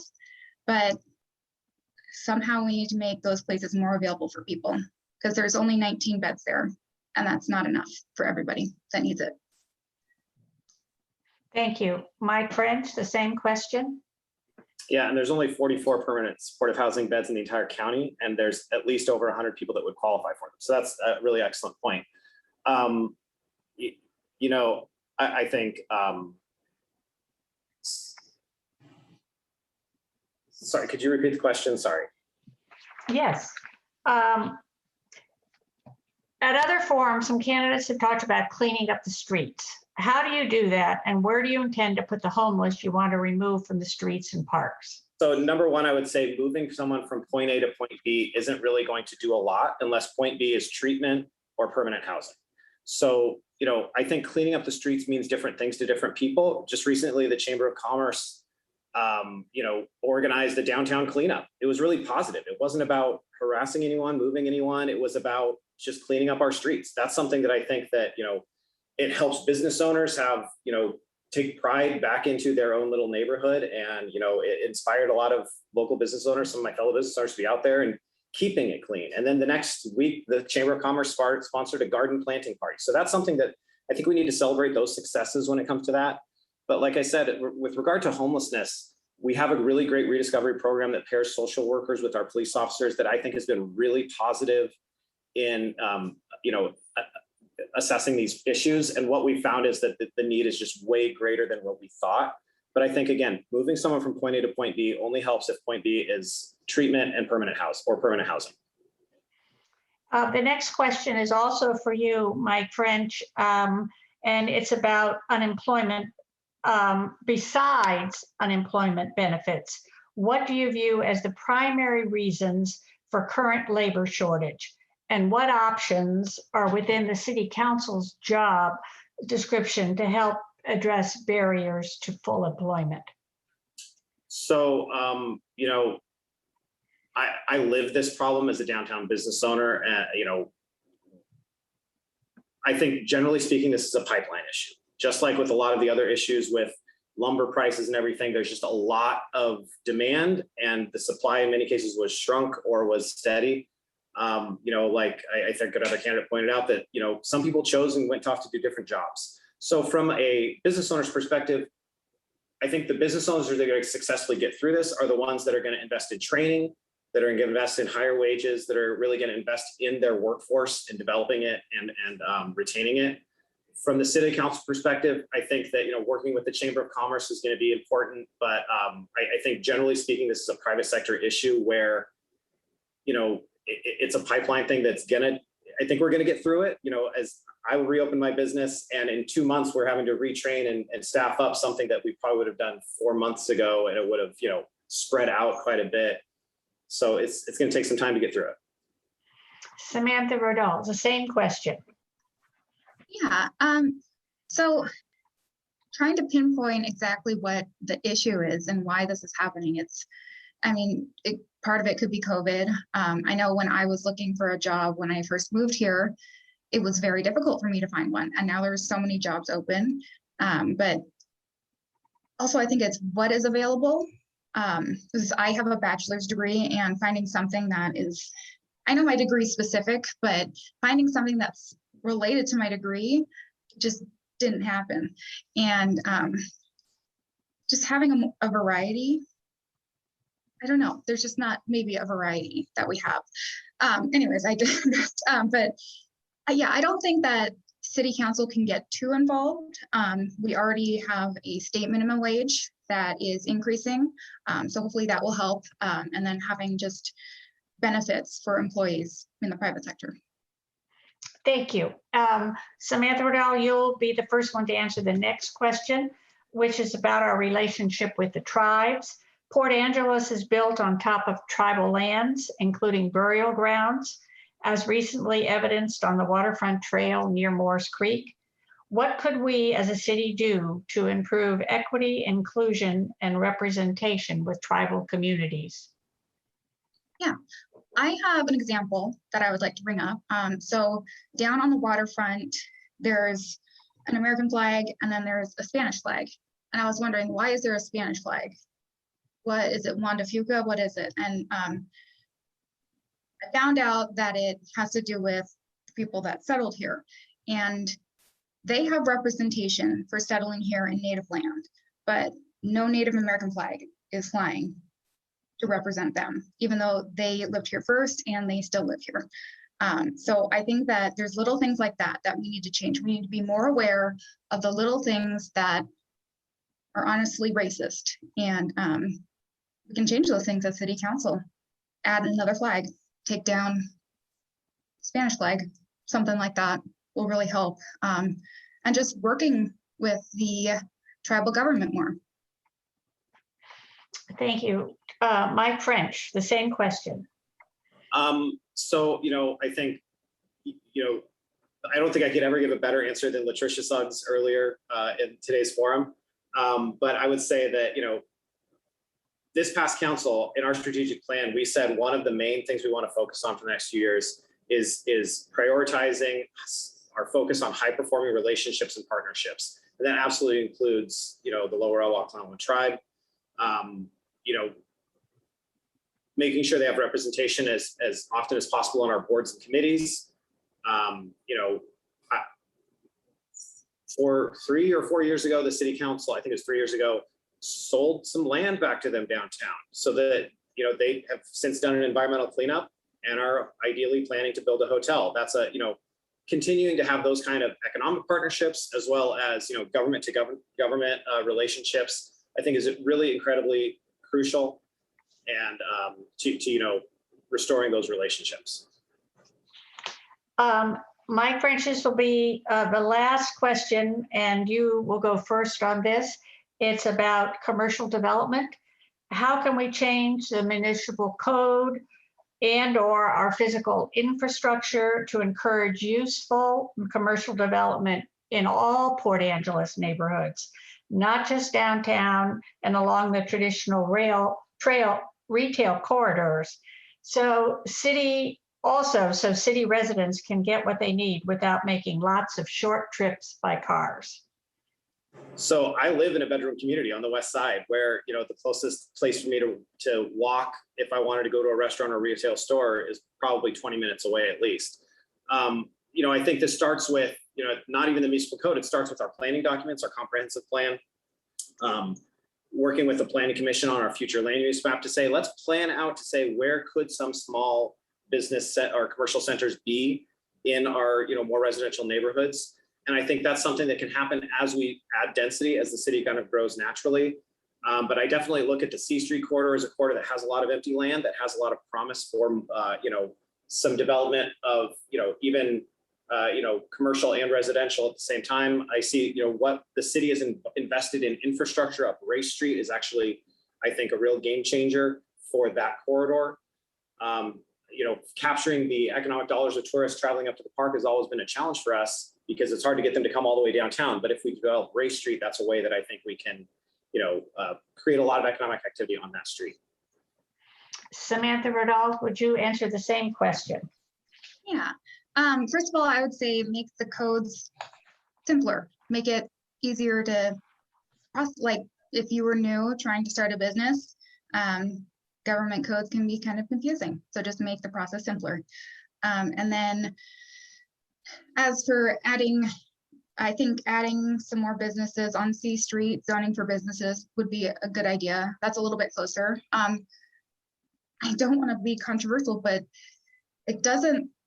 I live on the west end, kind of near C Street, and it's not that far to get. But there's also some bus routes that go right into downtown, right into where you can get to grocery places. So you don't even need a car. And maybe expanding bus services would be a way to facilitate this without having to add more places for people to shop, because then they'd have access to buses to the grocery stores. Well, thank you. That's all the questions we have time for.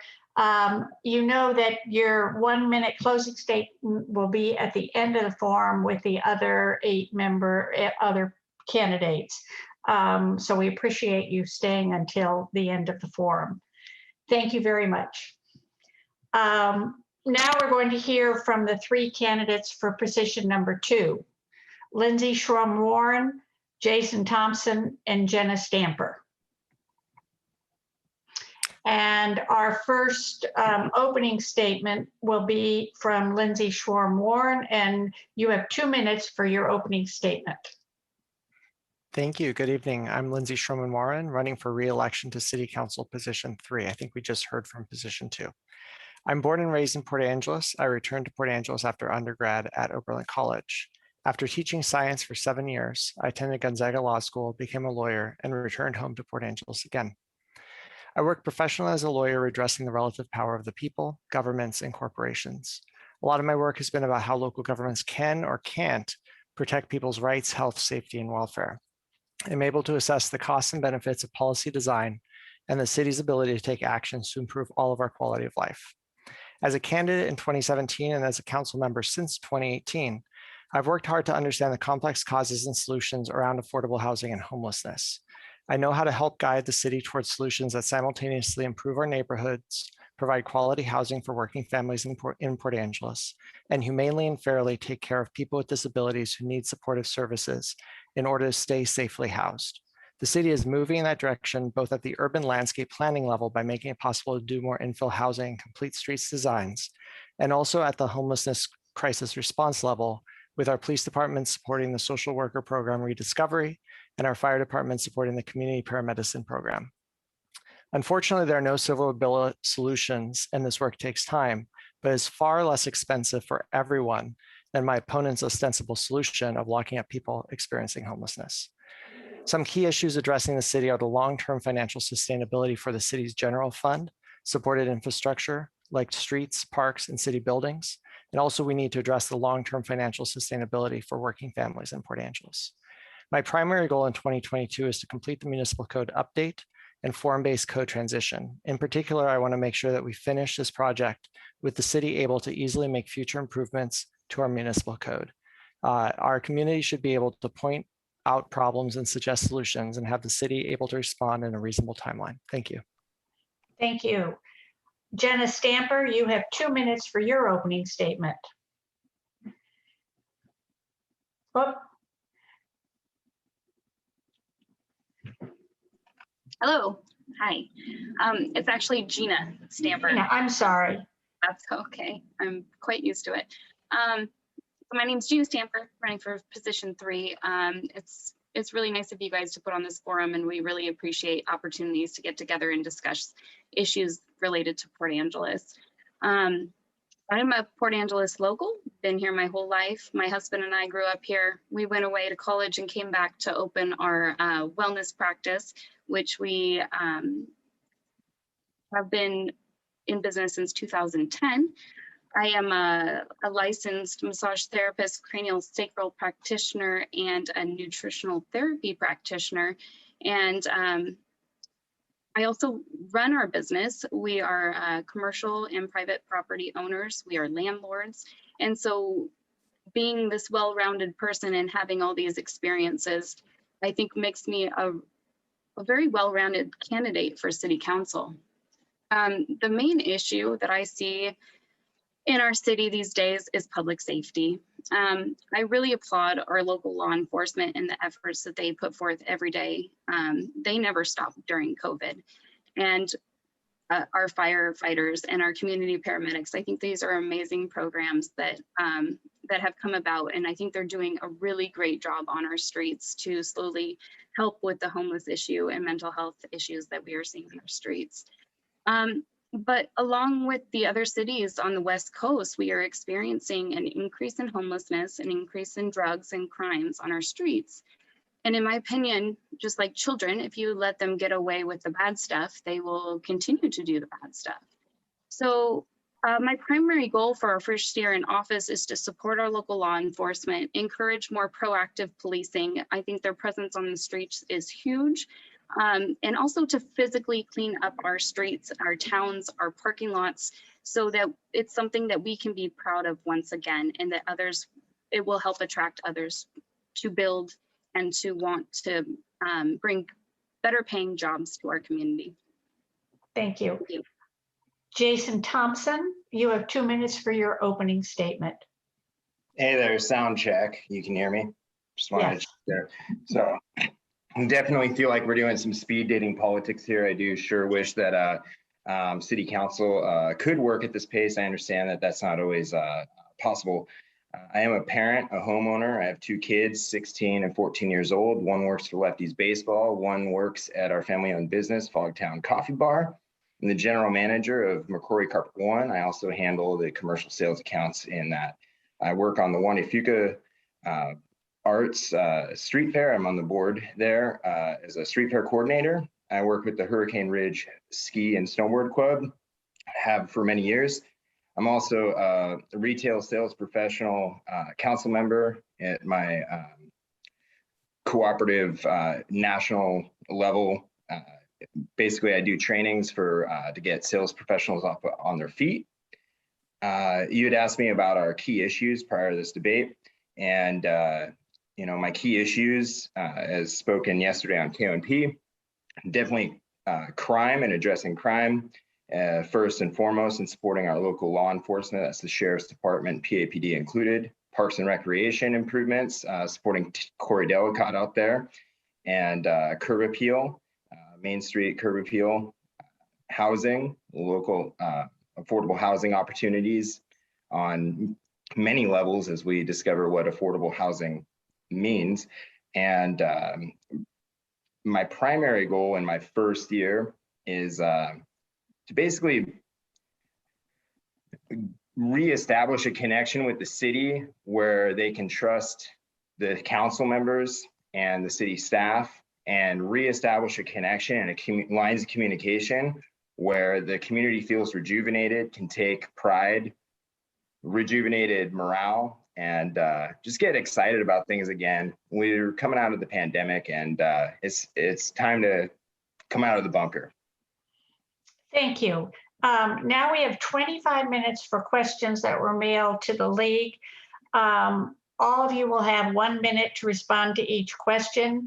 And Jena Stamper, you will start with our first question. And hopefully this will give each of you a little more time, but not a lot of time, to to go into a little more in depth on some of the issues you've already raised. Besides homelessness, what do you view as the top issue facing Port Angeles? And what specific solutions would you propose in your capacity as a council member? Jena Stamper. Okay, I know everybody else is going to say affordable housing, and I don't disagree with that statement, but until that and when I say clean up our streets, I don't necessarily mean move the people off the streets, but we drive into our downtown, or even before we get to downtown up at McDonald's, when you come up that corridor, it's lacking. You know, we used to have beautiful flowers that would come out in the spring. It's getting all dingy, and our streets and our curbs are, you know, dirty. Then we have weeds coming up through. Our city does not physically look attractive. And I think until we tackle that problem, we are not going to be able to entice builders to come to our town, or the higher paying jobs and companies to have more, you know, a higher intellectual jobs. So I think that actually cleaning up our streets and kind of looking into that broken window theory and taking care of that decrepit building downtown is probably one of the first things that I would do as a council member. Thank you. Jason Thompson, you have 1 minute to answer the same question. All right, so hopefully I can cram this all into the egg timer, and I'd like to rebuild trust with the community. That happens with jumping out and addressing curb appeal, and definitely establishing some defined laws through our code changes that we're beginning to work on here, and I hope to see those continue. And rebuilding trust with the community that you know, we've got their backs and they're being heard, so that we can get their support. We need more boots on the ground, and honestly less chiefs, you know, planning these things. You know, we're stuck on a lot of big picture ideas, and we don't have enough people at the ground level working on those. So that's I got time left. Wow, I'll kill it here. You guys are good. That's right, we can ask more questions. Yeah. Lindsey Schromen-Wawrin, you have 1 minute to answer the same question. Yeah, so besides homelessness, other top issues, our general fund municipal revenue doesn't match our general fund municipal expenses. So the general fund pays for the police department, fire department, parks and recreation department, and streets department. With a structural deficit in the general fund, past city councils have balanced the general fund by deferring maintenance on general fund infrastructure, namely streets and parks. Deferring maintenance on streets only saves money for a decade or so, because once a street's subsurface begins to fall apart, it requires a more expensive rebuild rather than a cheaper preservation repave. But but at this point, we're at $76 million in street deferred maintenance, and that's a $20 million a year general fund budget total. So we're in triage mode for street repairs. We've used up that deferred maintenance window, so to speak. So the challenge going forward is to balance our general fund without balancing it on the backs of our poorest residents as a result of our regressive upside down state sales tax system, or state tax system in general. So I should probably stop, but I could go on that. Thank you. The next question is about cleaning up our streets. And Jason Thompson, you'll be answering it first. At some other forums, candidates have asked about cleaning up the streets. How do you do that? And where do you tend to put the homeless you want to remove from the streets and parks? Hi there. So if entry level houses are $300,000, we can't, it's going to be very hard to address homelessness from the way down. So Mike French talked earlier about 49 supportive beds. That's obviously not enough. There's no point in shoving people from one street corner to another as we react and try to figuratively put out the fire. Point A to B is only a solution if point B is only effective, point B is the destination. So, transitional housing can only go so far, or else it's just a cliff off the end and we just repeat the cycle over and over again. So definitely making the gap, bridging the gap between the end of transitional housing into supportive housing and into affordable housing is key here. Thank you. Lindsey, Schromen-Wawrin, you have 1 minute to answer this question. Thanks. So there's a idea going around that we have enough shelter capacity for the number of people experiencing unsheltered homelessness in Clallam County, and that's simply not true. And that was shown in the recent Cloudburst Group study commissioned by Clallam County. Also, shelter is more expensive than housing. So building more shelter is not as efficient a use of government funds as providing for the affordable housing that we need. So folks have mentioned the need for permanent supportive housing.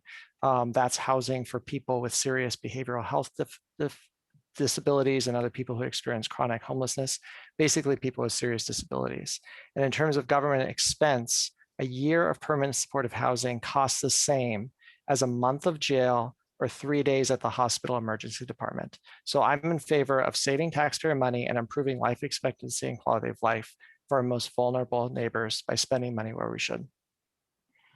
Gina Stamper, you have 1 minute to answer the same question. Okay. So I don't disagree with what Lindsey's saying with the number of beds and the number of people experiencing homeless. I think what most of our community members have a problem with is how these people are living on their streets and how they are being allowed to live in squalor. It is not humane the way that these people are living on the streets, and a lot of them have chose to stay on the streets. There are services, there's rediscovery, and our police are great at directing them to either the community paramedics or the rediscovery program. These are people who have chosen to stay on our streets. We have toured these homeless camps. We see the squalor that they are living in. It is not humane, and we would never allow our children to live in that kind of situation. And when it comes to the mental health situation, if these people with mental health are not able to make decisions like an 18-year-old person, if they have the mentality of a child, maybe we should treat them as a child, and maybe they need more direction into the programs that are available to help them. Thank you. This question sort of leads into the shortage of housing, and Lindsey Schromen-Wawrin will be the first person to answer this question. Given the lack of housing in the city for people of low and middle income, what are your plans to solve the housing shortage? And how does taxing rentals come into play, or does it? Yeah, first I just want to address homelessness. And if my opponents had attended the city work session a couple months ago, that was a presentation by Rediscovery, they would have heard Rediscovery's director, Amy Miller, mentioned that they don't have enough exits, meaning exits from homelessness, meaning either permanent supportive housing or affordable housing. That's what we're missing. And so, people aren't choosing to stay on the streets when there's no exit from homelessness, and that's critical. As far as short-term rentals, the recent study by Cloudburst Group found that 2% of our countywide housing stock is currently in short-term rentals. That's over 900 full house units that are not residential housing and instead investment income assets. So I think that we as a community need to decide how much of our housing we want to lose to private investment assets and cap that number of full house short-term rentals. Then auction off those permits annually so that the market can optimize the price for taking these houses out of the rental housing stock. Thanks. Thank you. Jena Stamper, you're the second person to answer this question. Could you repeat the question, please? I could. Given the lack of housing in the city for people of low and middle incomes, what are your plans to solve the housing shortage? And how does taxing vacation rentals come into play, or does it? I don't know that taxing vacation rentals would come into play. I do think that we could look into the zoning of vacation rentals. Personally, if I lived at the end of a cul-de-sac and there was vacation rental in my neighborhood with people partying all night long, I don't necessarily believe that that's what people want in their neighborhoods. So I would be interested in looking to zoning to maybe control the number of vacation rentals within our city limits. Again, if we don't clean up the physical aspect of our city, how are we supposed to entice developers to come and build these attractive apartment buildings that I do think are really needed and necessary in our city? We need studio apartments. We need 1 and 2 bedroom apartments, and the form-based code is a great step in that direction, which also gives builders an idea of what is acceptable to build in our town. But again, I don't believe that we are an attractive place to build at this time. Thank you. And Jason Thompson, you have 1 minute to answer the same question. Yeah, and I apologize, Sue, with all due respect. I'm going to have you repeat the question. I heard you word it 2 different ways, and I'm going to give you an opportunity to word it a third. Well, all right. This is the final one. Given the lack of housing in the city for people of low and middle incomes, what are your plans to solve the housing shortage? And how does taxing vacation rentals come into play, or does it? Okay, so with vacation rentals, I'm very intrigued. I'd first off like to know how many there are out there. I'm not sure that there's a way to find that out. I'm not sure that they require a business license. So, when we're talking about affordable housing capacity, we're not really able to weigh that in.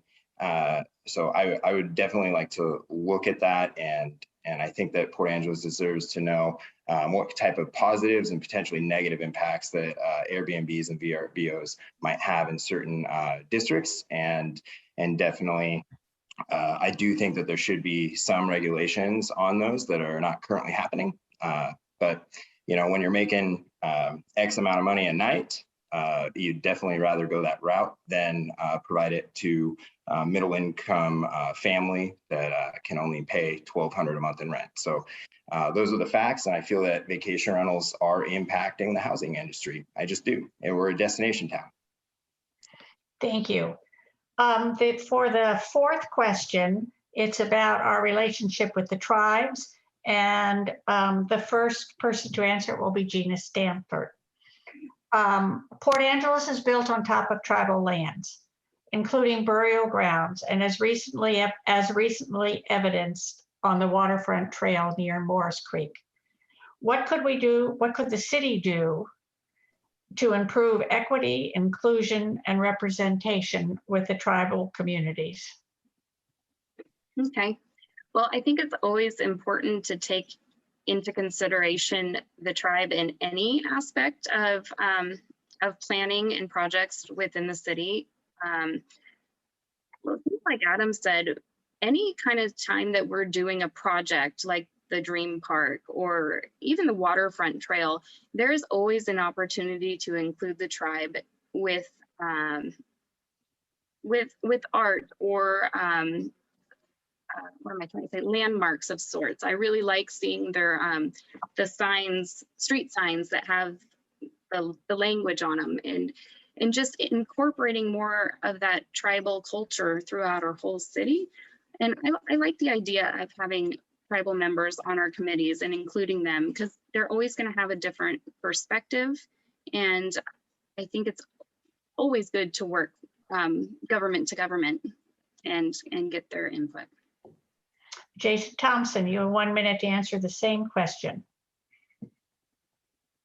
Hi there. So I think that sovereignty is very important. I think that anything that happens in local governance, especially with respect to Port Angeles and things that we move forward on, should always require tribal consultation for things that they're involved in. I also believe in tribal sovereignty and things that affect their land. Definitely incorporating the culture into our city history is important to me, but I want to do that on a historic level, and I want to go backwards and make that look like it was there from the beginning, and rather than just bring it into current date to facilitate an apology. That stuff should have been laid out in the beginning, and I really appreciate Lower Elwha's efforts in involving themselves with the Port Angeles community in the last, especially few years, and just really appreciate the tribes. Thank you. Lindsey Schromen-Wawrin, you have 1 minute to answer the same question. Thanks. At this point, Port Angeles has some of the highest standards for cultural resources and tribal consultation. I think part of that is from the city learning from being on the wrong side of the Chiwitson construction project. And at that time, some council members led the movement against the tribe, stirring up hate that led to death threats against the tribal chairwoman and harassment and property damage against tribal members, even high schoolers. Significantly, we don't have some of the people who were on the city council at that time in positions of power in local government today. But at least one of those former council members supports both of my opponents. As a city council now, we go down to Lower Elwha over to Jamestown to have collaborative meetings with the tribal governments that have usual and accustomed areas overlapping the city. And in the future, we need to adopt the International Declaration of the Rights of Indigenous Peoples standard that includes free, prior, and informed consent for projects that affect the tribes. Thank you. Thank you. The next question is about unemployment, and Jason Thompson, you'll be the first one to answer it. Besides unemployment benefits, what do you view as the primary reasons for the current labor shortage? And what options are within the City Council's job descriptions to help address barriers to full employment? So first off, I want to make this really simple and clear. If people can't afford to live here, they can't afford to work here. And that is an issue that is pre-pandemic, especially in a destination town such as ours. We have a seasonal workforce, hospitality, lodging. These workers have limited places to stay year round as the seasons go up and down. Basically, unemployment is going to continue to be a problem until we can solve our housing issue, and that's where council can step in. We can encourage employers to hire and pay fair wages, but what it really comes down to is housing. Thank you. Lindsey Schromen-Wawrin, you have 1 minute to answer the same question. Thanks. So affordability is the result of revenue minus expenses. So on the revenue side, many service jobs don't pay family wage salaries. And on the expense side, we need to keep it affordable to live in the city of Port Angeles as housing, as Jason mentioned, but also one thing we've done in the last several years is keep utility rate increases to a minimum. And that's largely a result of city staff doing amazing efficiency work on the cost of service assessments that have allowed us in some cases to not raise utility taxes at all. I'm sorry, utility fees at all. And I also want to address this question as it relates specifically to the city. So right now in PennCom, our 911 dispatch center for almost all of Clallam County, which the city is responsible for running, we have 7 vacant positions for dispatchers. And this is a priority that we're trying to address because I never want somebody to call 911 and not get through to a dispatcher. And I don't want our dispatchers to be having to talk someone through a life and death situation at the end of a 12-hour shift. So I'm sitting in at PennCom tomorrow to try to understand more of how we can solve that. Thanks. Thank you. Gina Stamper, you have 1 minute to answer the same question. Okay. I believe entry-level jobs are just that. In my 20s, had entry-level jobs like any other teenager or 20-year-old, and I had to live with roommates to split to foot the bill even then. Entry wage jobs are for entry wage people. We need to encourage people to better themselves, to get a skill. There are quite a few of living wage jobs here on the peninsula. McKinley Paper, our hospital, has over 100 positions. And what happened to the family unit of either having two people work or having that breadwinner and then having someone that can take care of the kids? And call me old school, but maybe people need to be bettering their education and getting a trade. And there are a lot of trades out there who make bank. Our plumbers and our electricians, and I know there are a lot of jobs available. I think we need to cut off the bloated unemployment benefits to get these people back to work. We have time for one more question, and the first person to answer it will be Lindsey Schromen-Wawrin, and it's about commercial development. How can we change the municipal code or our physical infrastructure to encourage useful commercial development in all Port Angeles neighborhoods, not just downtown and along the traditional retail corridors, so city residents can get what they need without making lots of short trips by car? Thanks. Sustainable transportation and good urban planning are definitely a passion of mine. The form-based code and zoning code revisions that we're working on will make it easier to locate businesses in small commercial areas throughout the city. I think Councilmember Suggs mentioned that. But we'll still have a lot of work to do to make it more possible, especially on the west end of town. So we're working on walkable, livable cities. I led the city adopting the Complete Streets Ordinance early in my first term, and that allows us to access Transportation Improvement Board grant funding that previous councils had not taken the initiative to access. I'm also currently the chair of the Clallam Transit Board, and I've been in that position for the last year and a half. We're preparing operational improvements to the bus routes throughout Port Angeles and looking at starting on-demand shuttles in Forks and Sequim. And by the end of August, there's going to be an additional daily straight shot route to the Bainbridge Island Ferry. And once the buses get built, which will be a little while, we'll have bathrooms on the straight shot buses as well. So I think we're moving forward with making a more walkable, livable city, transit-oriented development, and the sort of thing that's going to allow for commercial development infill. Thank you.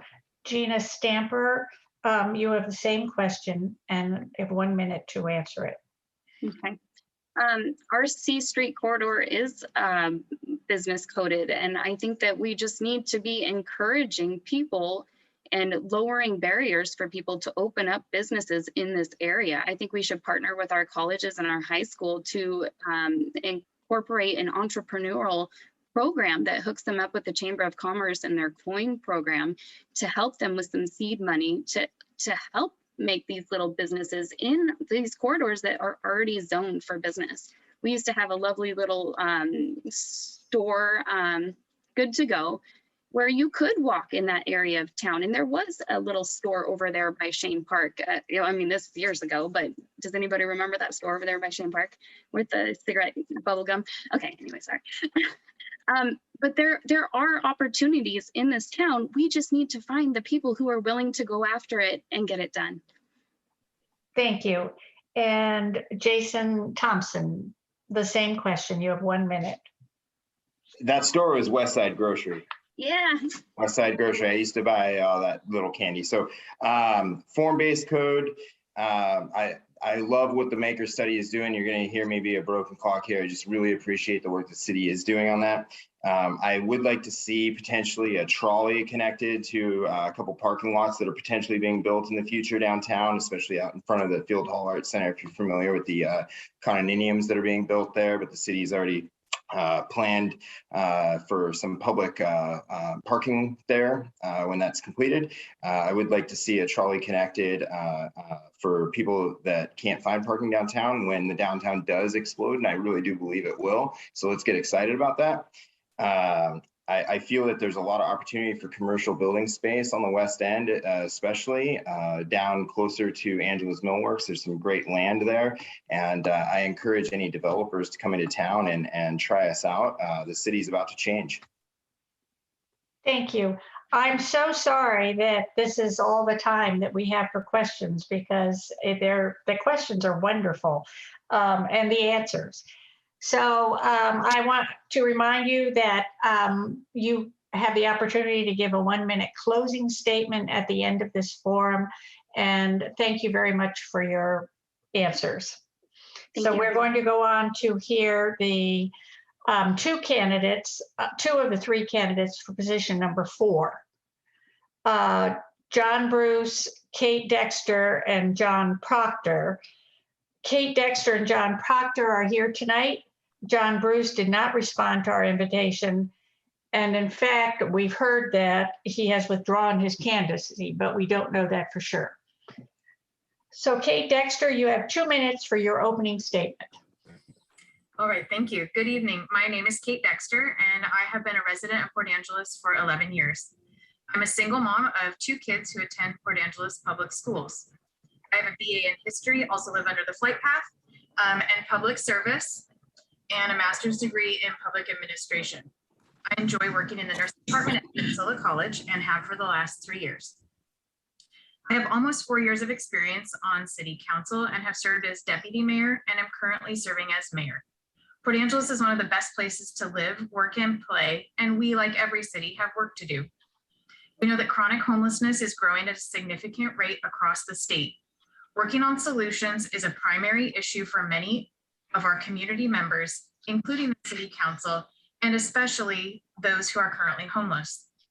Likewise, more affordable housing is needed in our community, and the need is only growing. We are currently working on a code rewrite, which you have heard about, which, while not something people will see every day, can have a significant positive impact on our residents.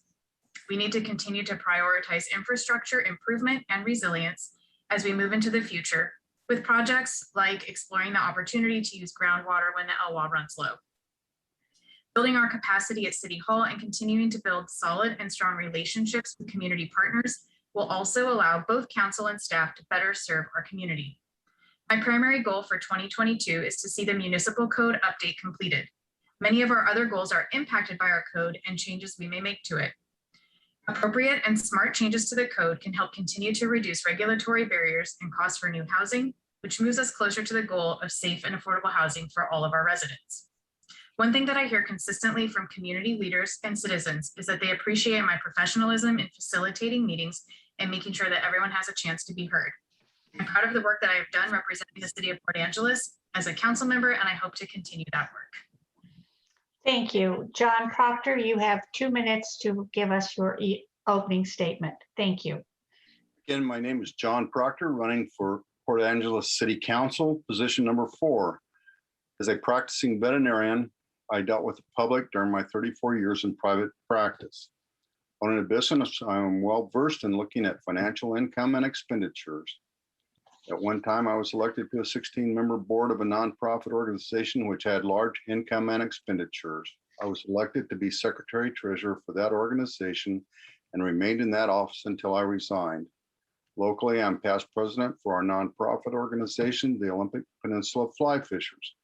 Our organization has for many years put on the annual Kids Fishing Derby at Lincoln Park. Also, that organization puts on annual outings for our veterans, including disabled veterans.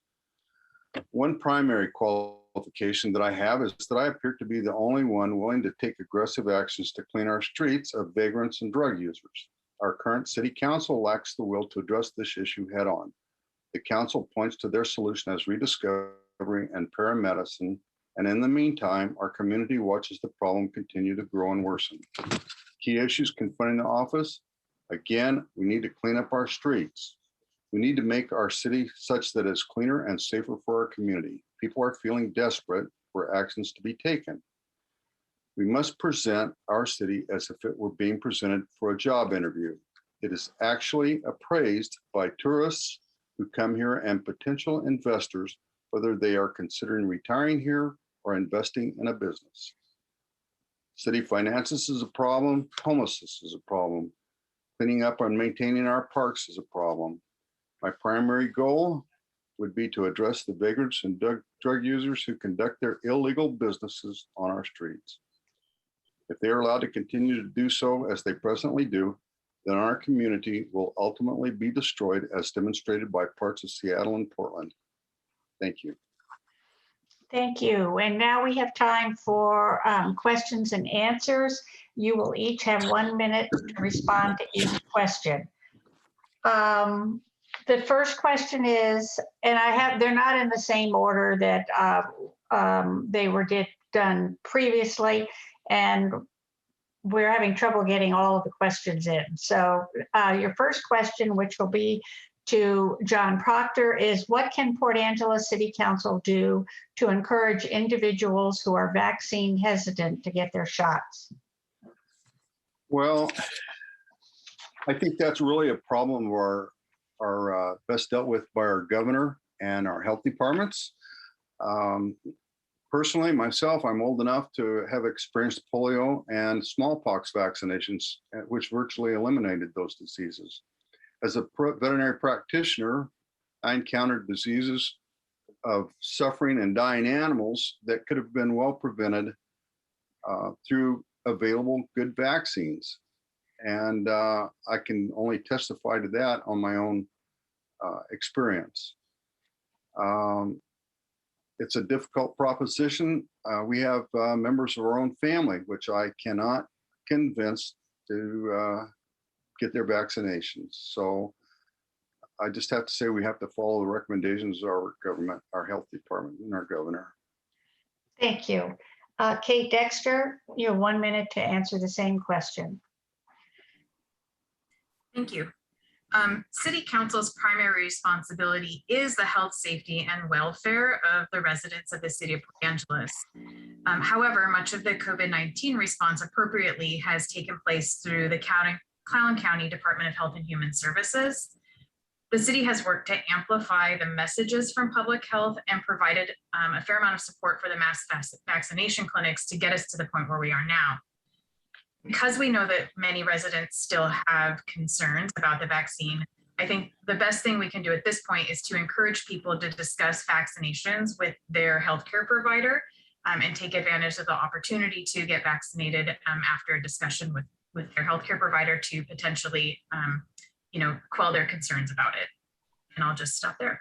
Thank you. Thank you. We're going to alternate. So Kate Dexter will be the first one to answer this question. Besides homelessness, what do you view as the top issues facing Port Angeles? And what specific solutions would you propose in your capacity as a council member? Okay, thank you. That is a big one to answer in a minute. And it's hard to go last because I feel like lots of people have good answers, right? But I'm going to go back to the code rewrite. Certainly updating our code is not a panacea. It's not the silver bullet to all of our issues, but there are so many concerns that we hear about that can be addressed thoughtfully in a code update. So I really think that that is something that we need to continue to focus on and do our best to come up with a code that is easy to use, meets the expectations of our community, and brings us into the 21st century. I also think infrastructure, as I mentioned, both resilience and maintaining what we have is going to be a key issue moving into the future. And I know we have questions about some of the other things that I might mention, so I will list those two as my top for the moment. Thank you. John Procter, you have 1 minute to answer the same question. Well, again, and this kind of goes with the homelessness problem, but it's my opinion, the number one thing we have to do is to clean up our streets of vagrants and drug users. We need to make our city cleaner and more and safer and more appealing to potential investors and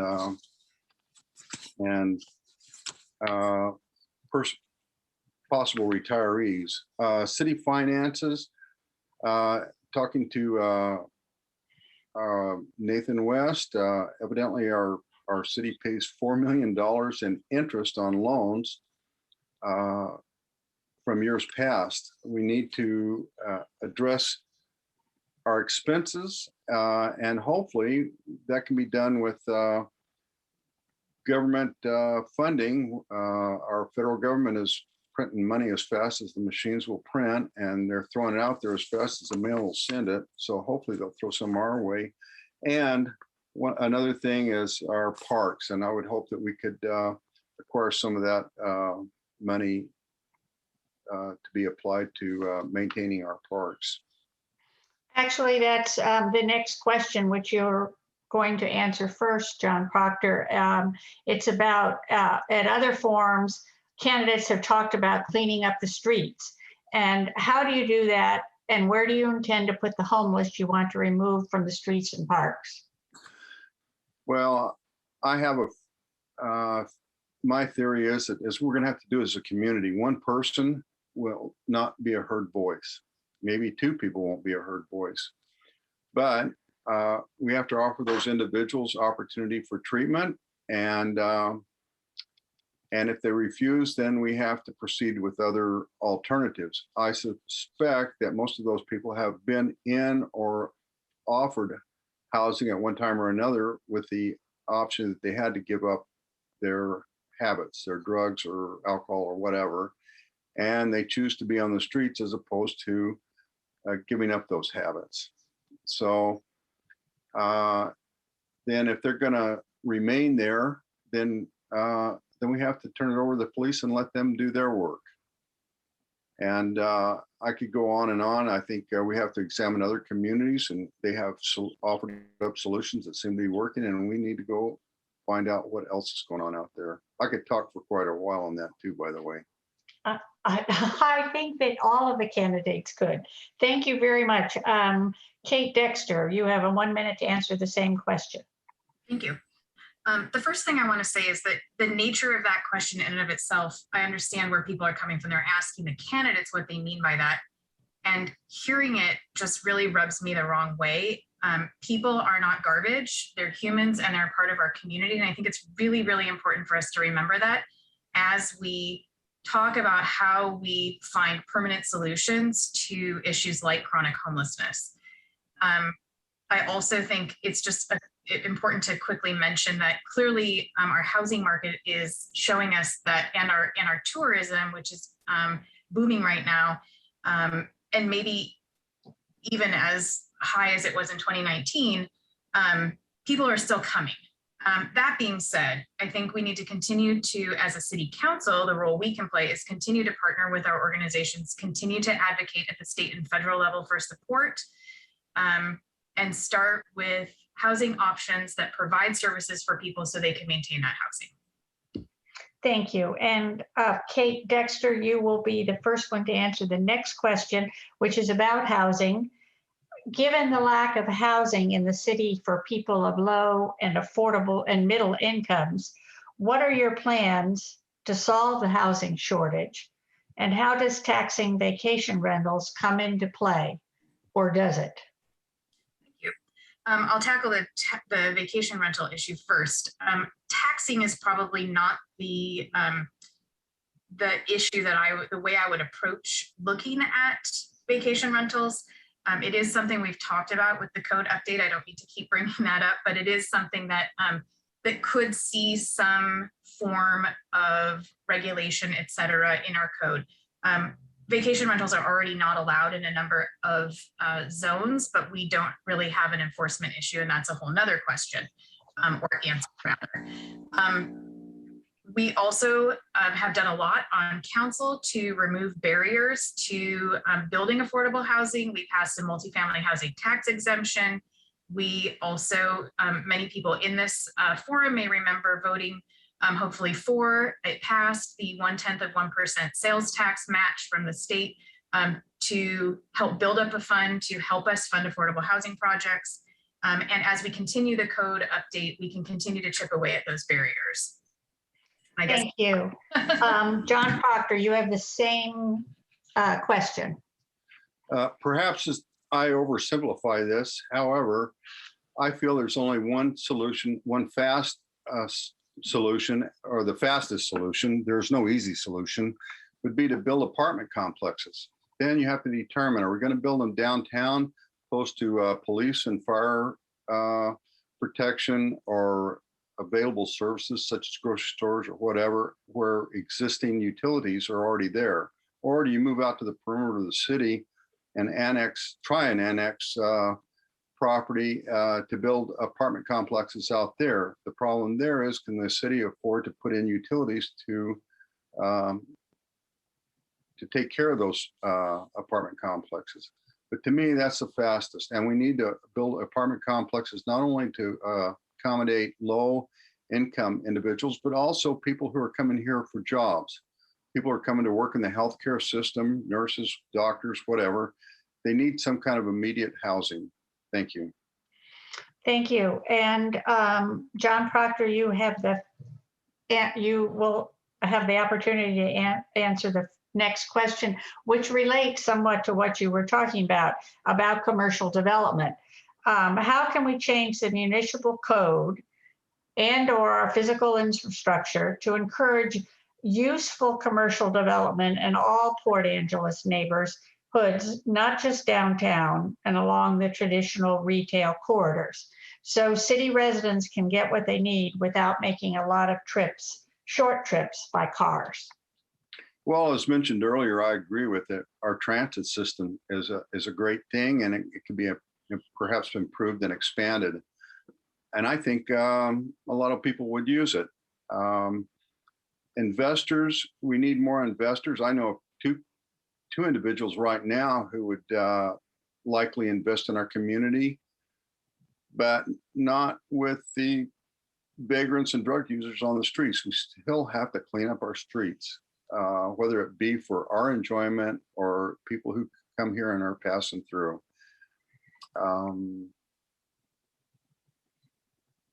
I just think the transit system is important. Thank you. Kate Dexter, you have 1 minute for the same question. Thank you. A number of things that have already been mentioned, I think, are really key. You know, looking at the bigger comprehensive plan and zoning maps within that, what do we want our community to look like as we go forward?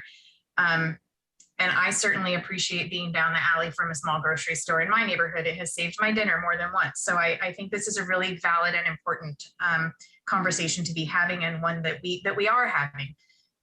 The form-based code discussion, I think, certainly will inform some of this. And I feel I have to make a nod to Mike French because he talks about parking a lot. But one of the things that I think is a significant barrier to, you know, a little corner grocery store, particularly in an already established neighborhood, is our current code requires a certain amount of off-street parking for that store. But if the intention of the store is that kids will ride their bike to get the candy, or that neighbors will walk to get some milk, they'll pick up some ice cream on their evening stroll, we don't need to encourage that parking or require it.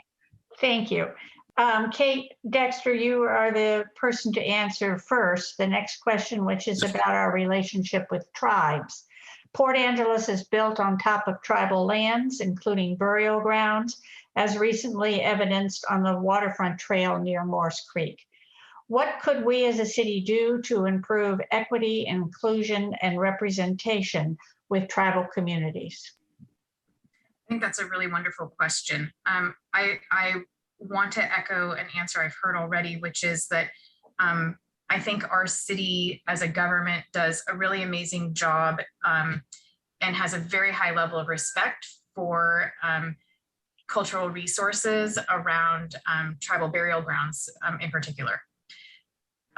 We have seen some really amazing things already. We have language on signs. We named Pebble Beach Park at the request of some tribal members. And I am ashamed to admit I still can't say it in Clallam, but hopefully I will at some point. And I think we can continue to engage the tribal government as a neighboring government, just like we do with the county. I think our current council has done a good job of that, and continuing to build on the progress that we've made is something that we can work on in the next 4 years. Thank you. John Procter, you may answer the same question. You have 1 minute to do so. I grew up in New Mexico, and in New Mexico, there are a lot of tribal country down there. And I was always fascinated growing up by the cultures of the different tribes. And I still am, by the way. And then I moved away and I was not close to tribes. After moving to Port Angeles in 2010, I'm back in the area where there are a lot of tribes. And I think there's a very good blending of the cultures here. It appears that way to me. The only problems I have seen is over the fishing, the diminishing resources from our ocean. There's been some fights over that between our communities and the tribes, but I think today it appears to me that both parties realize that there's diminishing returns, and we're going to have to work together to try and solve this. We can't fight over who's going to get the last fish. So I think there's a good community effort on both parts here. That's my opinion. Thank you. We have one last question about unemployment, and John Procter, you'll be the first one to answer that. Besides unemployment benefits, what do you view as the primary reason for the current labor shortage? And what options are within the City Council's job description to help address barriers to full employment?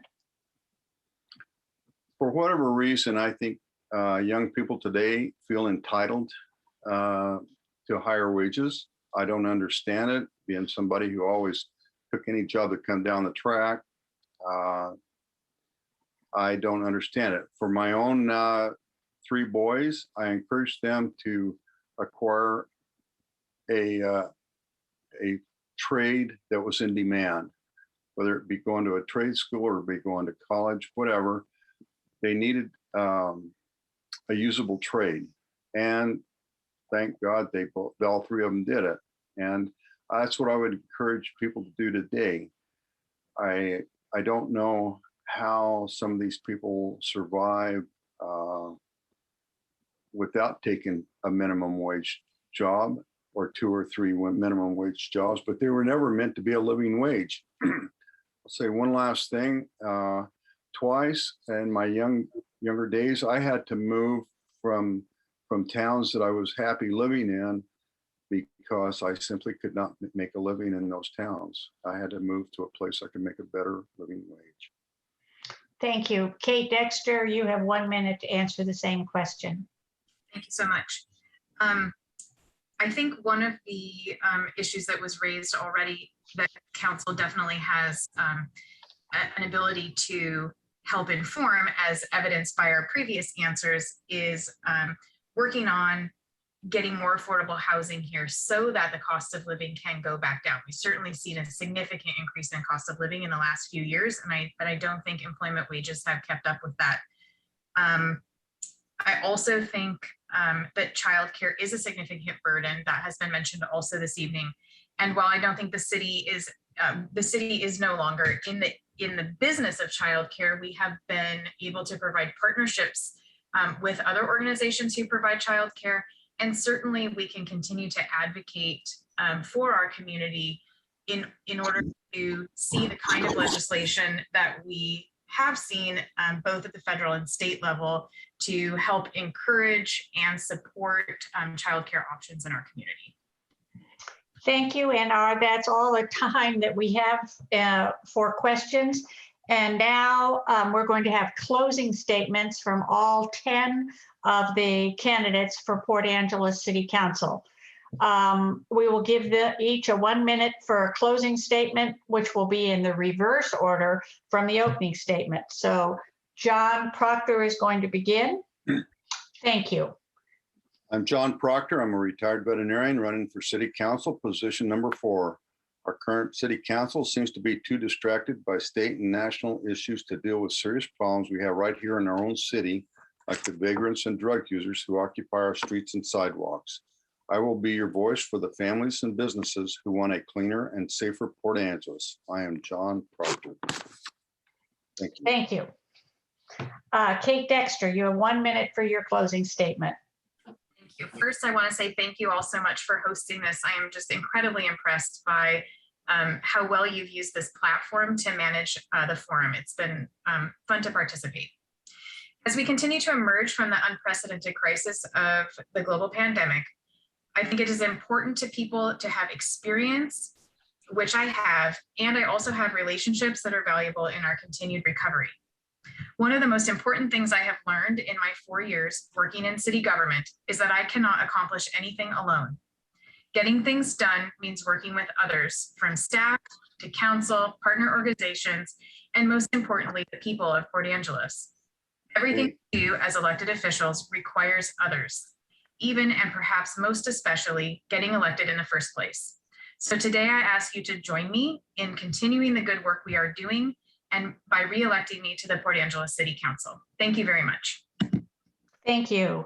Jason Thompson, you have 1 minute for your closing statement. Hey there, I'd like to thank the LWV there. And for those of you who don't know about the LWV, I'd like to encourage you to read a little bit about Emma DeBoer. I'd like to give a shout out to her at the NAWSA and her work that she did in the 19th Amendment. And I really appreciate the nonpartisanship organization there. I'd like to take up a little bit of my closing time to just acknowledge the work there, because equal rights are meant for all. Nobody's free until we all are. And if you're looking for a little bit of change and you want to feel heard, if you're looking for a little bit more excitement and to feel good, if you're looking for somebody who's worked in the industry, owns businesses, and knows how to manage money, Jason Thompson, seat 3, City Council. I'm your vote. It's chooseportangeles@gmail.com. You can find me on Facebook at Thompson for Council. Thank you. Gina Stamper, you have 1 minute for your closing statement. There you are. All right. So again, I would also like to thank the League of Women Voters for having us here today. It is always great to get together and talk about current issues that are facing our city. I just would really like to say that, you know, you guys asked a lot of really great questions, and if elected, that I would also like to ask those hard questions. You know, in the last 4 years, our current city council really boasts about what they've accomplished in the last 4 years. Yet our citizens have really seen a decline in our community, on our streets, and with our local businesses. And I understand that COVID was a factor during that, but also, how are we going to recover? And when you look at all the big thought, the studying and the funding, what it really comes down to is small things that can have a big impact on our streets. That, you know, just standing behind our police department and our code enforcement, and not the double standards that we're seeing out there on the streets. So Gina Stamper, position 3, thank you. Lindsey Schromen-Wawrin, you have 1 minute for your closing statement. Thanks, and thanks for hosting. We all need to be involved in making our city better, and I'm glad my opponents have expressed their interest in being part of that process. I hope they continue to take the time to study what we're already doing as a city and learn about the evidence-based best practices for addressing these issues that we've discussed tonight. City Council's role is specific. The 7 members are the legislative branch of the city, and our volunteer job is policymaking and long-term planning. I'm highly qualified for this role and look forward to continuing to work on the projects we've started over the last few years. I research the policies that come before the council. I take the time to understand how we're managing infrastructure to meet current and future needs, planning ahead for a more resilient and livable city, and simultaneously addressing the deferred maintenance backlog that we have inherited.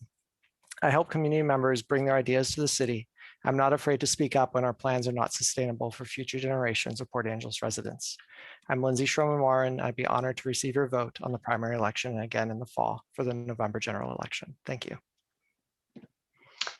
Samantha Rodahl, you have 1 minute for your closing statement. Hi, I would just like to thank the League of Women Voters, first of all, and also thank you for all the great questions that were submitted. Especially thank you to bringing up the tribal relations. That was a great question, and that is definitely something that we will need to work on more. And my husband said he looks forward to working with the school board electee that gets elected, just putting that in there. But yeah, basically I'm willing to put in all the work, and I'll do whatever it takes to make this community a great community. So I would be honored to have your vote here in the primary election and in the general. Thank you. Mike French, you have 1 minute for your closing statement. Hi, thank you. I didn't necessarily prepare a closing statement per se, but I just like to say that serving on the city council for the past term has been, one of the most enjoyable experiences of my life. I'm very honored to serve the citizens of Port Angeles, to put in the work. One of the things that has been really fulfilling is working on all the various boards and committees that we're assigned to, working in areas like tourism, and working with the business community at the Chamber of Commerce, working with the county on homelessness issues. It's been, a lot of work being on these committees, and it's been very, very enjoyable work. Like other people have said, we've had some really great questions tonight. I really always love these debate forums, talking about the serious issues that we face, talk about the solutions that are out there. That's something that I've been focused on for the past 4 years, is solutions and actions. So thanks for your questions. I hope I've earned your vote, and have a great night. Thanks. John DeBoer, you have 1 minute for your closing statement. Oh, John, are you still here? We're going to go on to LaTrisha, Suggs, and if John comes, then he can, oh, John, you're there. All right. Go ahead, John. Whoop. Turn on your mic. Okay.